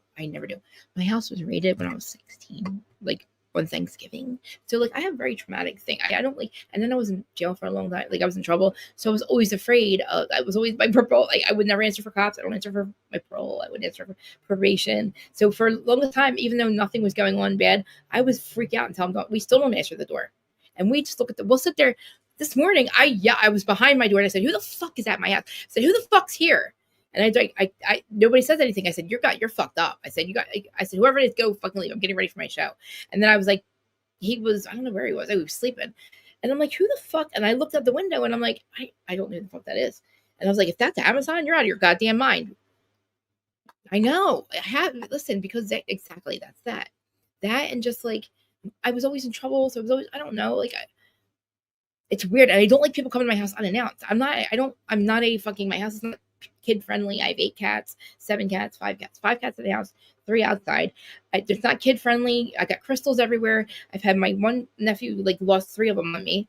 Like I don't want you to like and people leave drugs at my house. It's fucking crazy. I'm like 10 and 2. Like ever since I've been out of trouble, I don't do fucking anything wrong. I'm so afraid to get in trouble that I had to cut people out of my life because my husband. I found my husband. He paid off my fines. I got my life together. And like doing this, and like these motherfuckers are coming here leaving bags of meth everywhere. And I'm like, what the fuck are you? Get the fuck out of here. You know, she lives with her mans. But she lives basically, if I ever left Jersey, that's where I would go with her. Now I might just come live with you though, actually. Now that I think about it. Now I just make I'm just kidding. Dude, that's me though. Like when if I connect with somebody, I connect with them and that's it. And like you're in my life forever. And as long as you can do drugs, you can lie. I'm not lying. You can do drugs, just don't lie, steal from me. I don't want it to be my problem. You know what I mean? People like seem to make it everybody else's problem. Do not. Yeah, I'm married. But 11 years. But he's the opposite of me. He's my stepmom. Complete opposite of me. I mean, complete. My literally both my parents all got divorced. All 4 of my parents got divorced since fucking October, and they both married for like 40 years. It's the craziest thing. It's the wildest thing. You're gonna be like, what, bitch? Your life's nuts. Yeah, I've been married for 11 years. He's the opposite of me. Today's his birthday too. He's a good dude. He's a really good guy. I love my husband. He's the opposite of me. It's the craziest thing. Everybody's like, how? I don't know. It works. It really works. It works for, I'm like literally, I'm a hard, you can't, I wouldn't live with me. I mean, I was just saying like on an honest note, like I'm a very mentally abusive and I don't mean it. I have BPD. I'm not making any excuses. I work on it very hard not to be like that. And I smoke a lot of pot because I don't know where the rage comes from, Wallflower. I don't know. I mean, I'm assuming I'm assuming I just born. I know that, listen, on the real note, spirituality wise, I'm a hybrid being. This is my first time as the incarnation on our planet Earth. I know that for a fact. I felt that, but I know for a fact that's the truth. And it's like, imagine being a human for the first time ever. Like my soul's like, I'm like a fucking Snow White. Where do you see my Snow White shit? Maybe I tell her how I'm Snow fucking White. I literally feed my squirrels. I have all these cats, right? I have all these friggin' birds and cardinals. The friggin' squirrels eat out of my hand. They're like my pets. I'm telling you, they're my life. My ants, my plants, and my animals and my cats are my life. That's why I don't have people. I have plants and cats. Oh, see, I knew I would love you. No, I didn't. Were you okay? I heard about it. It's a side chat. Heard about it. What was? Oh my god, no. Who were we fighting with? Somebody called me. Somebody called me a fucking cokehead over there. Oh, let me come rescue them. Literally, the first time I ever commented on JFK's channel, I was like, it was my theory of what happened to Karen or what happened to John O'Keefe. It was no different than what literally JFK said the other day, right? In the chat, it's like, yo, listen, you're a fucking cokehead. Because I said, no, Jen's a cokehead. That she's the aunt thinks she's cooler than you still. Like, she literally thinks she's still cool. It's like, she's not. And she's asking her fucking boyfriend, her nephew's girlfriend to get her fucking drugs. Like, what a loser. What a fucking loser. You're a fucking loser. And then you let your friend fucking bleed out and die. Like, think about that, Wallflower. I'm sure you probably have a million times. But just think of the fuckery of that. The fuckery of what this bitch has done to that family. And wait, they're going to find out the truth. Yeah. I hope you're okay. Dude, I got your back, man. Like, Jen McCabe is a piece of fucking shit. Like, I just can't imagine trying to live. Like, how can you say, you know, she has no soul. I know she has no soul because literally, like, how do you sleep at night knowing that you let your friend, like, this is crazy. First, you got to worry about getting caught, right? You live with that for the rest of your life. You're fucking your brother-in-law, which I'm pretty sure that's true too. And then your sister's got to get rid of her house and her dog. Like, that's your safe places, right? Yeah, I have one of them too. And her name's Jen. And I haven't talked to her in, she's been dead to us for about 8 years now. I don't know. We don't talk to her. She's robbed my husband. And she was literally my sister. Like, she had the keys to my house a month before that. And then within a month, she robbed my husband. And it was a whole thing. It was crazy. Like, listen, I love my family, but they're, oh my God, dude. We're all good kind of now. Well, not really. My parents are all getting divorced. It's like fucking nuts. They all been married for over 40 fucking years, and all of a sudden they're all getting divorced. Everybody's all fucked up. My mom's a fucking mistress. My dad's having a heart attack. My mom's leaving him. My real dad, he relapses, and my mom's leaving him. My stepmom's leaving him. Yeah, they don't understand me. I thought it was me for up until I'm 47 years old. Okay, don't tell anybody that. Up until last year, I thought it was me. I hated my family. I thought they hated me because I'm nothing like them. I'm the black sheep. And, like, I really thought they hated me. Like, I asked my daddy. I'm like, and it was to the point where I was cutting them off. And then all of a sudden, I find out what's going on with my mom. And I have talks with my parents, and it wasn't me at all. They really love me, and it's, you know, we do love you, blah, blah, blah. I'm now more mad to be like, oh, my God, you guys are fucked up. Like, holy shit, Mom. Like, where did this come from? I don't know you. I don't know you anymore. And that's my problem now. I feel like I don't know them. I feel like I don't know who the fuck my mom is. I don't know who the fuck my mom is. I can't fucking believe this shit. I'm like, it's almost been a year. Oh my God, it's almost been a year. Next month it'll be a year. Isn't it crazy?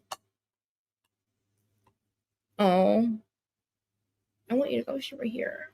I was like, seriously, the other day I was like, I'm flying to fucking Canada, or I'm walking because just give me to like Erie Lake. Give me Lake Erie. I'm Lake Erie. Like, give me Lake Erie, and I'll find my way to you. That's my family's in Lake Erie. I know, and it's like literally we know this, and that's why there's like you'll see. I don't have a lot of people that come in here because. I'm right. I get look at it. Oh my God, you're now Chicon, dude. Yeah, I'll throw a rock and hit it. I'm right off 130. I'm literally 5 minutes from you. Oh my God, I'm coming over. Like, I'm telling you, I never meet people. There's one girl from Philly. She's awesome. I love Narrative. That was one of my favorite apartments back in the day. I used to get there all the time. My girlfriend lives there. Still lives there. Dude, listen, it's the funniest thing. Yeah, email me. I haven't been over to the mall. I don't even know if the mall's still there. It's still there, right? Is there any, like, I went in there to get a, like, I know. I listen, Jersey, I tell everybody, like, people say, where are you from? I'm from Jersey. They're like, oh, the armpit of the country. I said, dude, just come to the shore and all one time. It is a vibe. It is an energy there. It is, yeah, there's an energy there, right? At the shore. I'm trying to get JFK and them to come there next year. Wouldn't that be awesome? Because, like, you know Deneen and Collage, you remember them? TKA, fantasy girl, blah, blah, blah. I'm friends with Deneen. She's married to my ex-boss, Vince. But anyway, we're still friends. They've gotten all their music back together. They're literally all back together, singing they're at Adelphia's and shit. Cynthia, I'll send you her link. And I was like, JFK, oh my God, because their music. They're good. They always do shit. They do shows on Memorial Day weekend down the shore now. Like literally like back in the 90s, like 98. Yes. And I told him, I said, you need to come here. You need to tell. Because listen, could you imagine getting them all together? Their music and plus Deneen, Collage, TKA, you know, let me give her link real quick. I'm so proud of her. This is the craziest thing. When we were in our, like, when I met her, it was like she was Deneen the singer back in the day. Like, you know, all cried out, that song. Then she becomes Deneen. So she marries Vince. They have a child. She becomes Deneen, the mom, and she gives up, you know, the singing and all that. Then I feel like we got into the new earth. And now she's like Deneen the singer and Deneen the mom and the husband, the wife. It's amazing. She's got both lives going on. And she's like, this is spiritual. I said, I know. She's like, I couldn't do both, and now I can. It's just awesome. Like, I'm so proud of her. I'm so proud of all of us, actually. Because listen, when people fuck with us, we don't fucking let it, like, we don't let it happen. We can't do that anymore. We have to be selfish. Because even if we're not like everybody else and we have our issues and, you know, it gets really fucking lonely. It really does. Because it's like, you feel like you're the only one that feels like nobody understands you at all.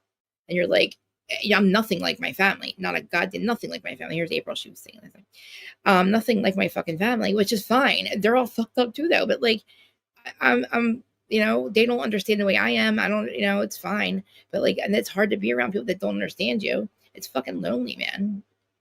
And then I'm on here, and now I meet all my people on here. None of us live near each other, though. Like, we get together once a year for like BravoCon. And that doesn't happen anymore either. Fucking Dina. I know. What's what Dina was saying? She fucked Dina over too. She fucked everybody over, man. She really did. Let's see. I saw them about Dina. I talk so fast. I'm so sorry. I do talk so fast. I gotta slow down. Who was telling me? Oh, Willie. Everybody tells me that. Look, see, now I sound like I had a stroke, don't I? I feel like I had a stroke when I talk like that. Now, who talks fast too? Nurse Kim. She slows down and I can understand her. But isn't the coolest thing is that here in they're from Boston, you know? The best thing about Karen Reed's trial was their fucking accents. Teresa, oh my God, what? She's such a piece of shit. She killed her kids. I mean, oh, I'm sorry. Oh my God, her dogs. I didn't say dogs. Her dogs. I love it. JFK, the one, maybe the third, maybe a vibe down there. No, she fucked over Teresa. Teresa fucked her over, I mean. But, oh my God, my necklace came up. All right, I want to get, it's been 3 hours. Jesus, I didn't think I was going to do that today. I want to go and hang out with him for a little bit. And then I'm going to be on the chats. And, yeah, I promise too. I'll check you out. Oh my God, get to your face. Hi. I'll check you out. Check you out. No, you can't see me. Please. Hi. What's going on here? I'll check you out. Oh my God, I have to get off. I can't hear. Hold on. My thing. Ah. Hold on. Maybe something's happening on. Oh my God. My freaking computer's about to shut the fuck down. Ah, do you guys hear me? I ran out of memory. Your system has run out of application. What? Oh, hold on. Hold on. It wants me to delete stuff. This is weird. Why would it do it? Force quit. Force quit. Ah, everything's paused. What is happening? My friend comes up and the freaking thing kicks us out. Oh, it's like end stream. It's happening. Oh, I have so many things that I know how to do all that. Do you want to force webcam? No. I want you to get off my. I want you to let me have my friend come up. What the hell's happening? Try to come back up. They kicked you out. Everything went crazy. Oh, I know. Literally, I'm out of memory. Oh my God, I guess I gotta delete that shit. Nobody. That's the best thing though, because like literally, we usually know what everybody knows what we look like. Oh, shut up! I don't care if you look like shit. I'm glad you came up though. Definitely email me your number. Like literally, like I have to pee so bad. I drink so much during these goddamn streams. My, are you okay? Yeah, email me because I'll call you too if you want to talk. I love meeting new people that vibe with, that understand. It's crazy because like literally we're all finding each other. We're all finding each other. I love you guys. And email me and I'll talk to you guys soon. I'll be over in the chats, but definitely we're gonna get together like ASAP soon. I need a lot today. Like I make them here. But yeah. I have my pool still open, but I mean I want summer to never end. But right, I love you. Email me. Oh, I'm so glad I got my girls here. Yay. I love like everybody's like, oh, I'm like a loner in everybody else's chat and everybody's all close. Everybody knows each other's like jokes and stuff. And then I'm like trying to be cool and like put my own jokes in, and everybody's like, who's this fucking weirdo? But now I got my wallflower. All right, I'll see you over there.